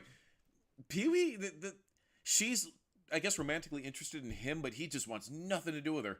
Zero. Yeah, but he still wants like her help. He wants her to like yeah, and then like, and she's just like, I mean, look, if you're not into her, then like, and maybe he's asexual, I don't know, right? But just explain it, like when she's like a nice girl asks you to like go to a movie, right? And you just roll your eye, like it was like the eye roll of all eye rolls, hardcore, yeah. I was just like, well, you know what it is? I think that's supposed to be his characters, like, ew, icky girls, yucky cooties. I understand. Sort of, yeah, but I mean, it still comes across as like, bro, you're being a dick. The other part, this is a minor gripe because it's in like every movie show of all time, but I can't help but notice it when it happens. Is like, so he gets up and he's got that, I forget what those machines are called, but where it does makes his breakfast. Yeah. What are those called? I always forget what they're called. Rube Goldberg machine. Okay, Rube Goldberg machine. So he's got one of those that's making him breakfast. And then he finally sits down and he's Mr. T, shut up. But anyway, he puts all the Mr. T cereal on his pancakes and shit. Takes 2 bites. I'm off to work or whatever. Not work, but he's off to do his thing. And then leaves it. Like, it always happens in movies. Didn't that ever drive you crazy? It drove me nuts. It still drives me nuts. It's like, oh, I want that. It looks good. You want to know what drives Cap nuts? Is the opening scene to, even though you love the show, the opening scene to BoJack Horseman, his pull breaks physics and it annoys the shit out of you. Oh my god. Dude, there's depth, but it's on there's depth. It's on a patio, there's no depth. It makes no sense. 0 sense. Anyway. Did you ever see the show Chuck? No, heard of it, but okay, I haven't seen it. The opening scene, the opening like credits. Watch it when you're done. With this, because it's like 20-second thing, right? But they fire. It's like it's kind of done like Bond, and so you see the gun, and then they pull the trigger, and you see the bullet come out of the gun, and like it's all done black and white, or black against red. I can't remember. But when it fires the gun, the bullet comes out. The bullet still has the casing on it as it's traveling along. That would drive me. I just want to scream, bullets do not work that way. Is that how it works? Yeah, remember that from Futurama? Hopefully those windmills will keep them cool. Windmills do not work that way. So you know what it's starting to bother me more because I love the show. Bob's Burgers does the same thing, where if you look at the storefront, you have the entrance to their house that goes up the stairs, but there's a very little gap between the window and the door. But yet when you go inside, there's a bigger gap. There's a spatial anomaly there because there's more room on the inside than on the outside. It drives me fucking bonkers. Now, you can see, if you look in the kitchen, you can see the slope of the stairs, but it's in the back of the kitchen. There's still a gap in between of the actual kitchen. It doesn't line flush like this. So, there's no room. I've got one. I got one. Okay. Angelica from Rugrats' Hair. Do you remember it? Yeah. It went behind her eyeballs. Really? Yes. Oh, I need to rewatch that. Oh God, it drove me insane. That's bizarre. Yeah, because her hair would hang down, and then her eyes were in front of her hair instead of behind it. I think because I've seen that show a bajillion times and never noticed that. And I was actually rewatching it the other day too. It was one of the Christmas specials. Just type in Angelica Rugrats. I will do it too. Maybe I'm wrong, but I remember it like crazy. If you're watching, do this at home.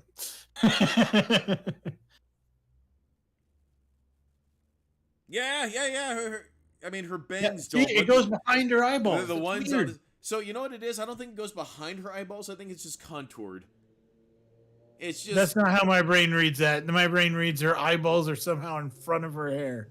Because if you look at this picture here, because you see it from the side of her head, you can see right there. You can see where it protrudes and how it just sort of hugs the curvature of her eyeballs. I think that's what it is. But I can see how it looks like it's definitely coming out of her eyeballs. For sure. It's definitely going behind her eyeballs. Otherwise, the hair is literally hugging her like eye. Yeah. And that is even weirder. I don't know. I hate it. All right. Anyway, what do you guys hate? This is a good question. What like small thing drives you insane? Let us know. I'll probably post it on Twitter. It's a good question. Yeah. Anyway, so so Pee-wee, it was a fun revisit. I enjoyed it. Sitting with Brimstone, doing other stuff. Yeah. I like I said, I admired the Tim Burtoniness of it all. Mm-hmm. I just didn't like the Pee-wee Hermaniness of it all. Okay. But I didn't think it was a bad movie, and I can see why you love it.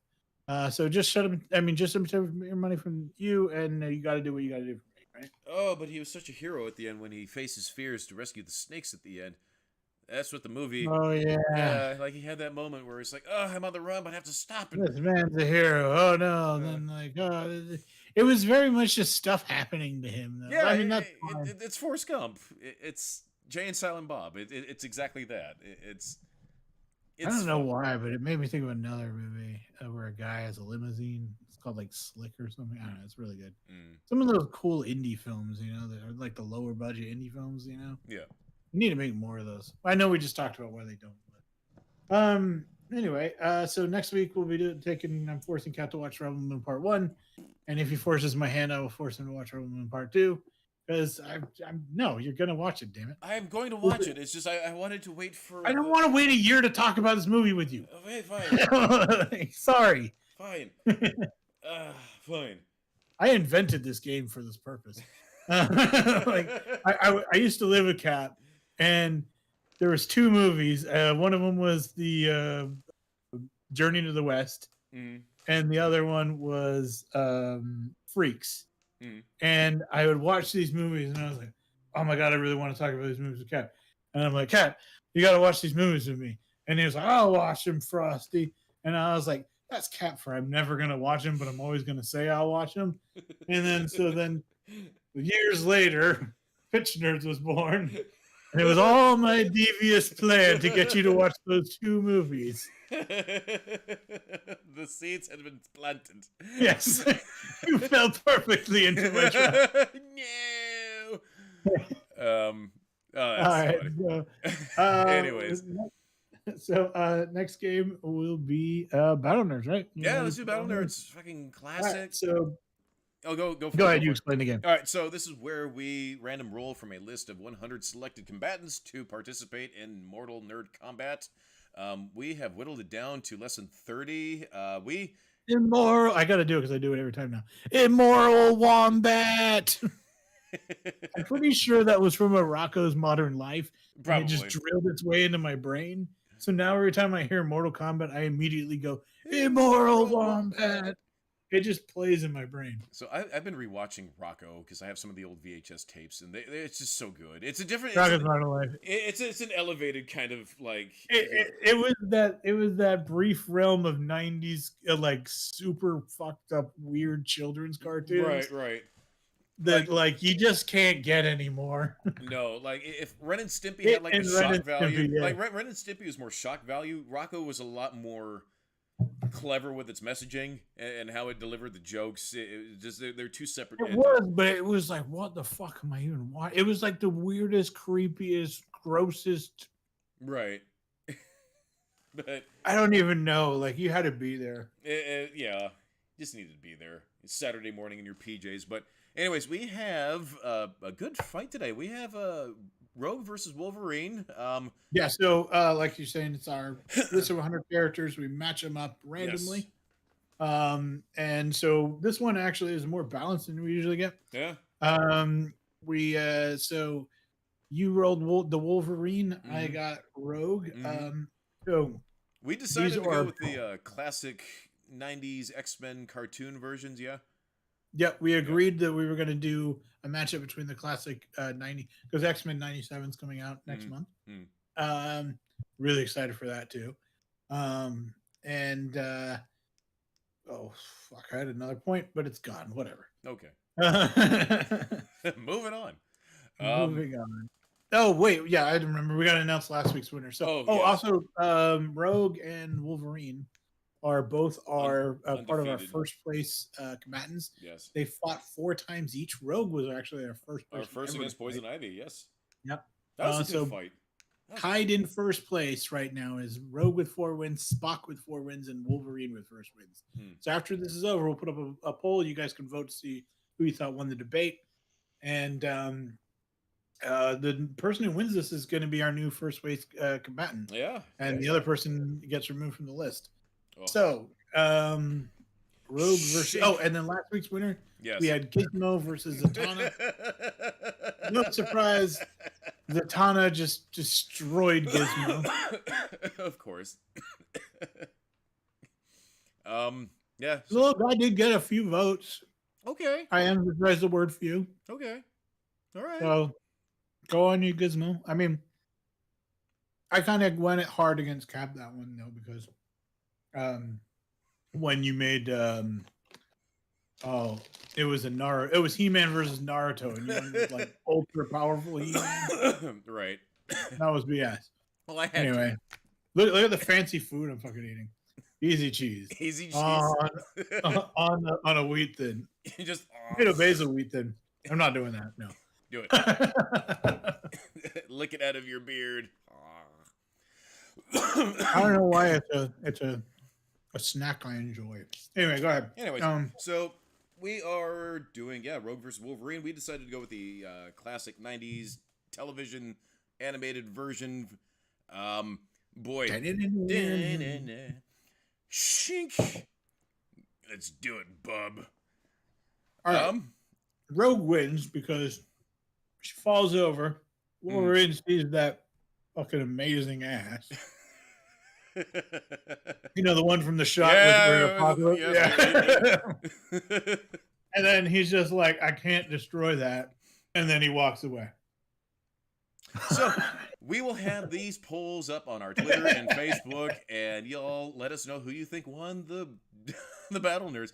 Did Wolverine come up and just impale her with all the claws and just rah?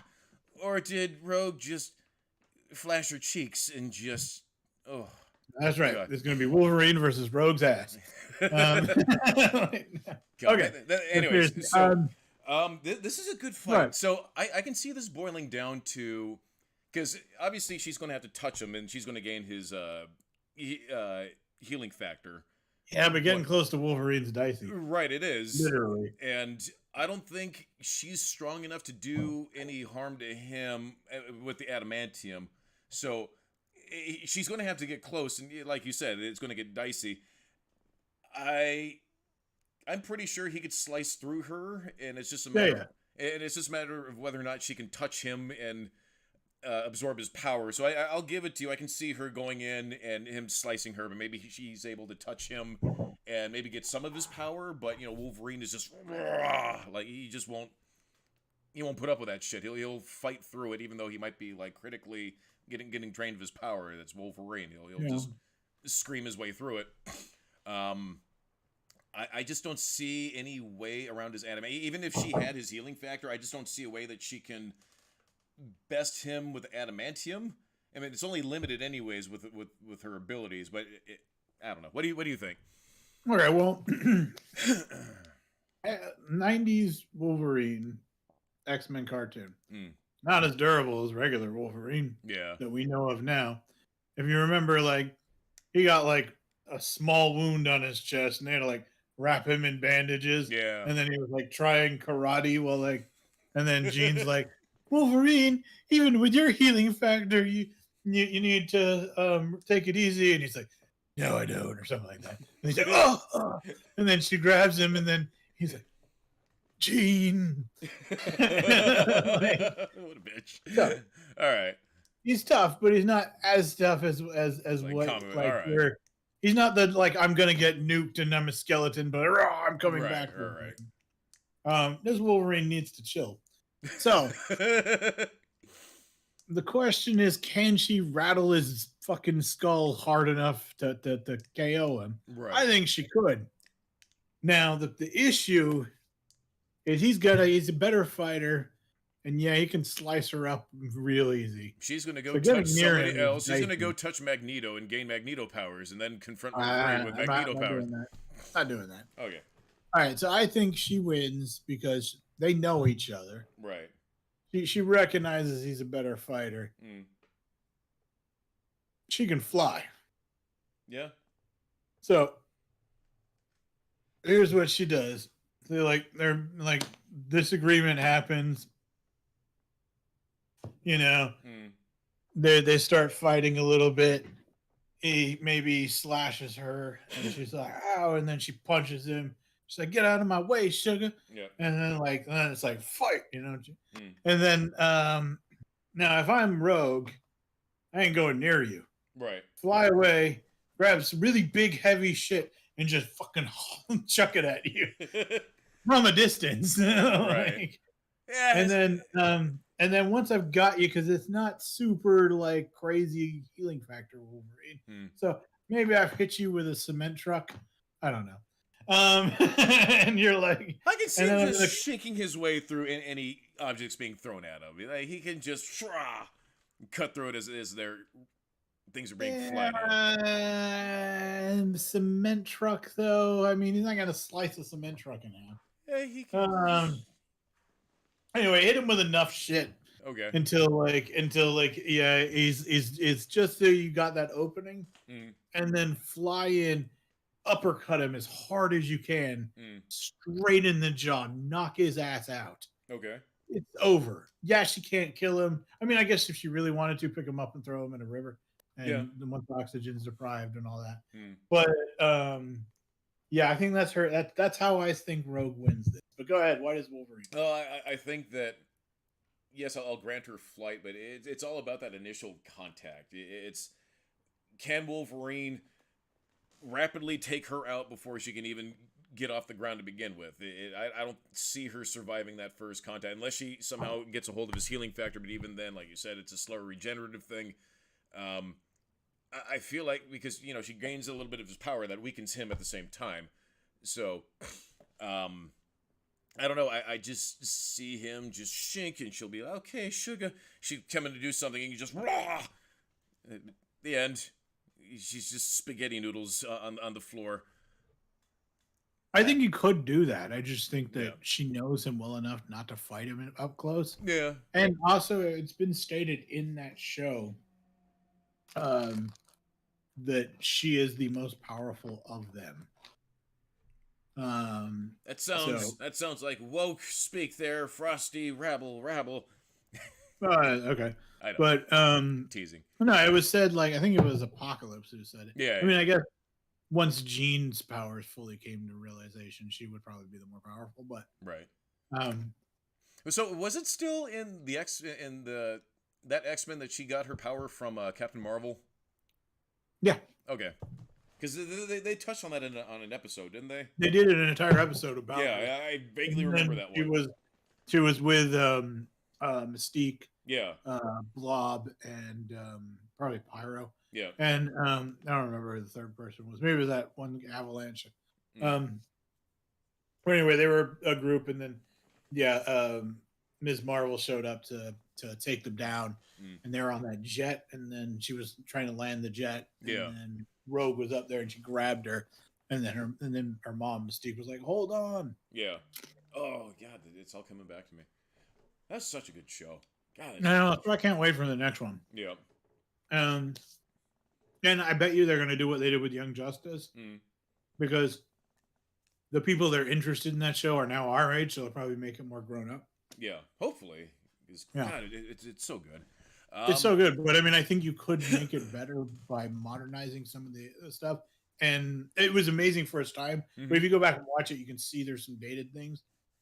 Update it and then make it more grown up. Oh my God! I would love to see the animation style too, because I love the X-Men animation. Well, there was the third season, or one of the later seasons was a little rough, but the last season, they switched studios. It was like switch studios, like their budget got slashed. There was a whole bunch, and people like the wrong people were talking, like they were what character, and then it came out of the wrong. The voice came out of the wrong character. Ninja Turtles had a lot of that too. Yeah. Yeah. But anyways. But anyway, so Rogue versus the Wolverine. Yeah. So it sounds like summing up arguments. I have, I guess, keep your greater agility, speed, things like that. I have more versatility. I can fight you 3D and from a distance. Right. Whereas you require to be fight me up close. I can see him running through whatever she's thrown at him, and just sort of having it be like a God of War thing where you just she's so strong. I know, but it's Wolverine. Not that Wolverine. I know. I think if she picked up a whole cement truck, I don't know why I keep going to that, but like, or like one of those big ass, like a steam crane rollers or something. Yeah. just something fucking huge from a construction site, Right. and just went, bah, like, bah, bah, bah, bah, bah, bah. Right, but Wolverine thinks Sentinels though. Like, come on, Sentinels. Pick up a sentinel. Bah, bah, bah, bah, bah, bah, bah. Anyways, that's funny. Anyways, we'll have the polls up. You let us know who you think won. Whoever. Oh, also, she had beaten up Cyclops in the show a few times, and when he showed up, like she was able to punch him, and she was clearly more powerful than he was. Hmm. And or not Cyclops, Colossus. Sorry, I was going to say so Cyclops. yeah, Colossus had cameos, right? Yeah. And Rogue was always into him, and she was like, "Oh, hey, handsome," but like she was depicted as being the more powerful of the two. And when Wolverine and Jubilee went up against Colossus, thinking he was a bad guy, Colossus beat them, and then Wolverine said he could have kicked our asses, but he didn't. So, by the rule of by the transitive property of Colossus. Anyway, so we'll put a poll up after this on Twitter, as well on Facebook, as well as you guys can just leave a comment. You can message us. You can jump and slide into our DMs. That's what the kids say. However you want to do it, let us know who you thought won. We love it. And let us know why, too. I love hearing explanations. So, what do we have to roll for? Oh, it's a 27. 27. Yeah, I accidentally took a guy off. I had to put him back. I forget who. I was like, why is the number count off? Hold on. So we are rolling for next week. See. Unfortunately, because they don't make a D27, sometimes it takes a minute. I got a 4. Okay. Okay. Returning. Well, most of them are returning champs. You got the White Rabbit from Monty Python. Yes, took out Thor. Taking on. I am Iron Man. His Rabbit Slayer armor. Yes. No, they Rabbit Buster. I know. That's where my brain immediately went. The Rabbit Buster. All right, well, tune in next week where Tony Stark and his Rabbit Buster armor will go up against the White Rabbit from Monty Python. I don't know what the Rabbit Buster armor is going to look like, but I'm going to come up with some shit. Oh man! Well, the White Rabbit. It's funny because we were just talking about the White Rabbit versus Xenomorphs. Yeah, we were, weren't we? Yeah, the best argument I've heard is so I was talking to Phil Nerd Joe. He thinks the Xenomorph takes it hands down. I don't think so. I think, but he did point out they have acid blood, so I think this is what happens. White Rabbit jumps at Alien, bites his head off, and then dies from acid. Double KO. Right. I agree. So the White Rabbit has taken out Thor in his first battle, nerds. So I don't know. Maybe Tony Stark, having gotten word of his fallen comrade, comes up with the Rabbit Buster armor and seeking revenge. Tune in next week. What is this thing? The Killer Rabbit of Carbonah. Yeah, the Carbonah. Something like that. Anyway, yeah, so that'll be a fun one. That'll be fun. Let's see. We got 10 minutes left. You said you had an epic rant. So I mean, Star Wars. I love Star Wars. Love my Star Wars. Not so much as an epic rant. It's just I rewatch. I've been hearing all the rabble about the Star Wars, and it's just I rewatched the originals. My version of Star Wars still exists in my head, so I could tune other things out because what is near and dear to me, it's right here. Here it is. So, having rewatched Star Wars, I am so sorry. No, you're fine. That was like the hardest, weirdest cracker ever. I was just like, nope. that was attractive. I'm so sorry. So. Anyways, I'm rewatching Star Wars, and I watched all 3 of them, and Luke Skywalker is a bitch the entire series.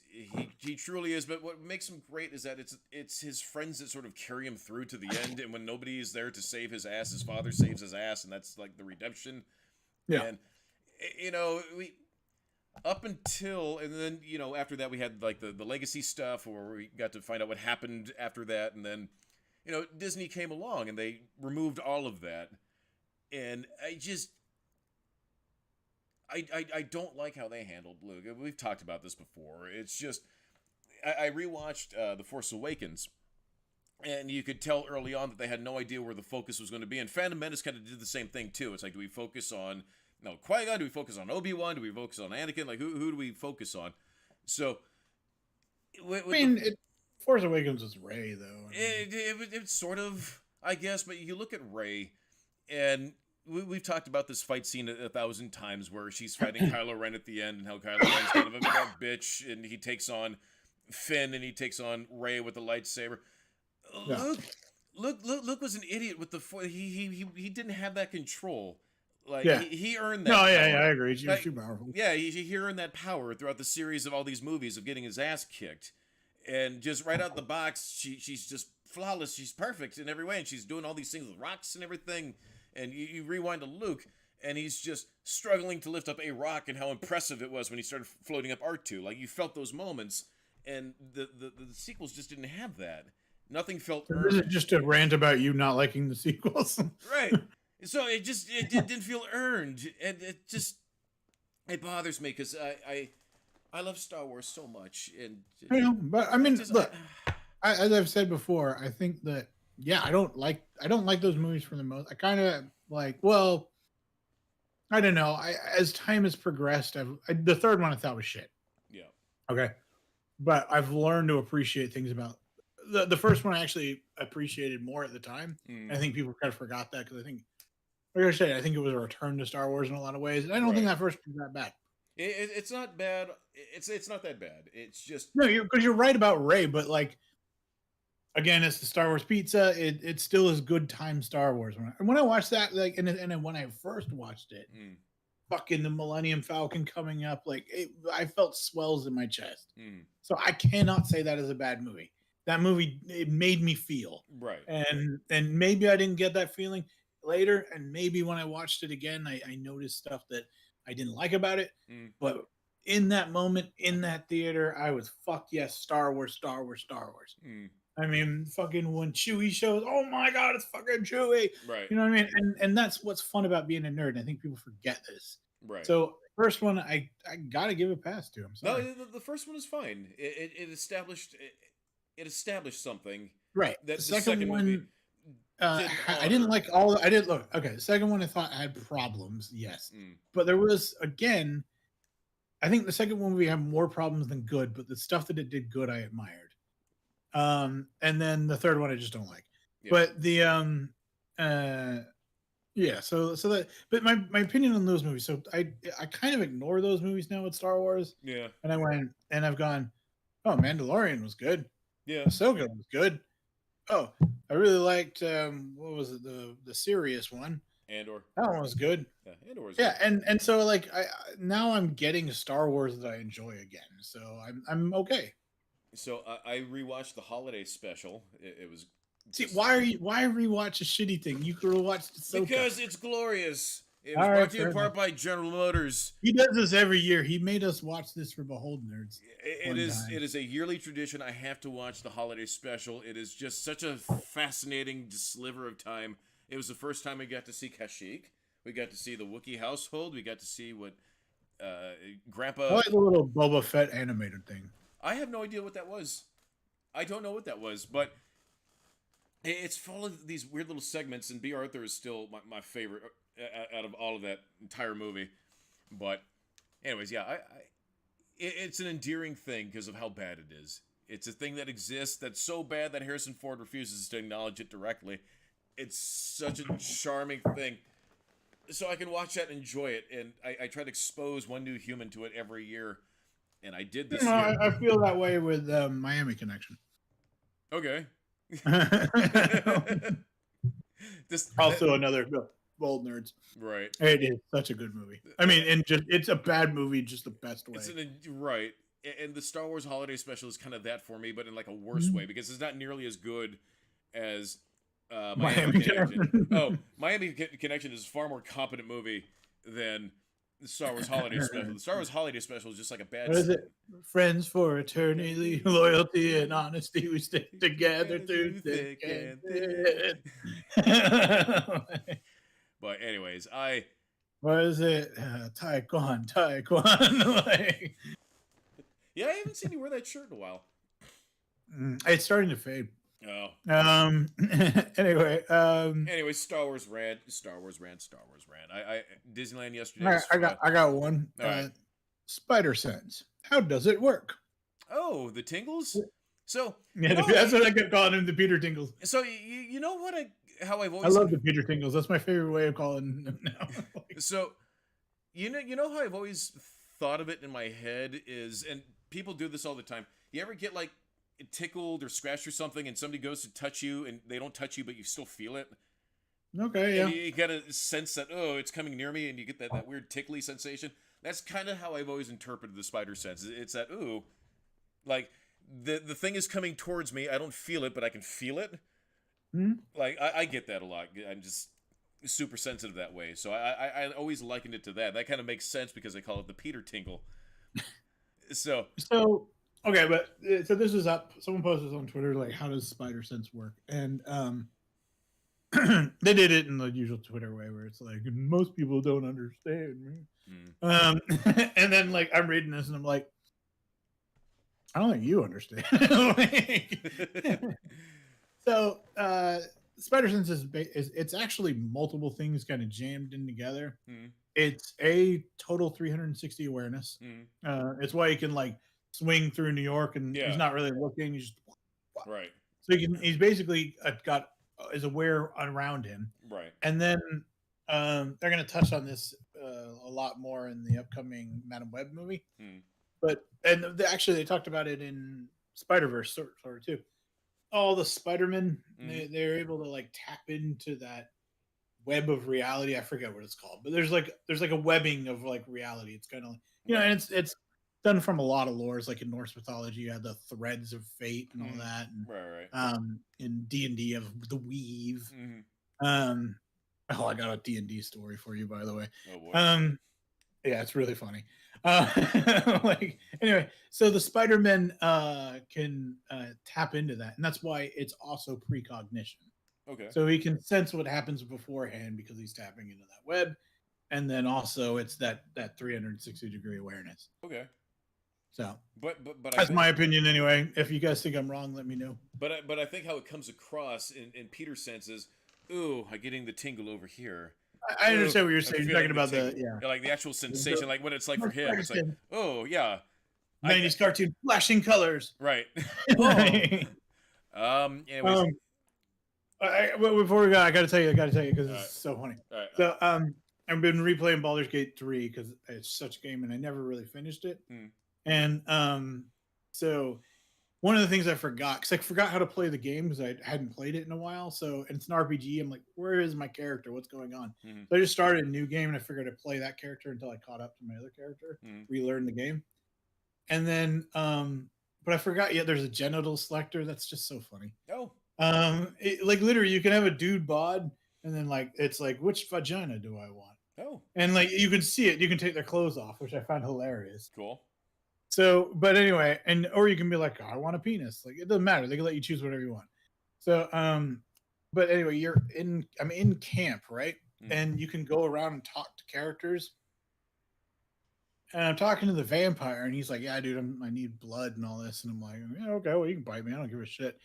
And I forgot that, like, because I thought it was funny. I was like, I'll make everybody naked in camp, and I could see everybody naked. And then all of a sudden I get this cut scene of this vampire crawling on me. And it's like, I was like, and I'm in bed and I'm like, oh God, no, make it stop. And then like, he bites me and he starts sucking my neck and it's like all like sensual. Oh, and I was like, no. And then, abort. And you have to like roll dice to get out of the situation because it's D&D.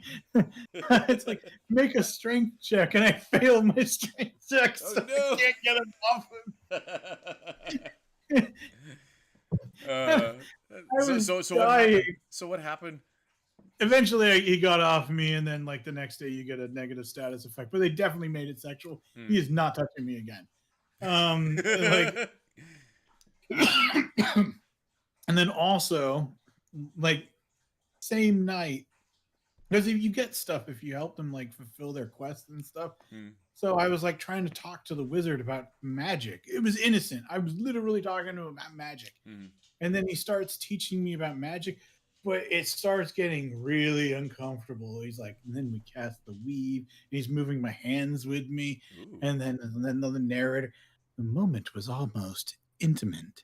Oh. And then like my character's giving him little smiles and he's smiling at me. And I was just like, look, I have no problem. This is how you want to play the game. Fine. Right. All I wanted to know was about magic, though. So I had moments like that in Fallout 3 when I would just somehow unintentionally say something that would cause, I think, the Breath of Steel guy to start hitting on me. Yeah. Yeah, so that's funny. Dude, this game keeps doing it. And like, it never happens when I talk to the girl characters, and they do not care. It's a lot like real life for me that way. That's funny. Womp womp. Anyways, we should probably end it. Happy New Year to everybody. Yeah, Happy New Year's, everybody. Tune in next week for our board game pitches. We are going to be pitting. Who was it again for Battle Nerds? It's I've already forgotten. I always have to watch it, man. I've already forgotten. Who is it? Iron Man versus the White Rabbit. Yes. Killer Rabbit. Yeah. Yes. All right. For Monty Python. Yes. Smash that like button, comment, and shit. We like to end the show with a nerdy quote. Mr. Frosty, what do you have for us? I'm not saying you can't be anything you want to be, but the whole superhero thing is much more than just wearing a cape and getting famous. What is with this American Idol generation? Good night, everybody.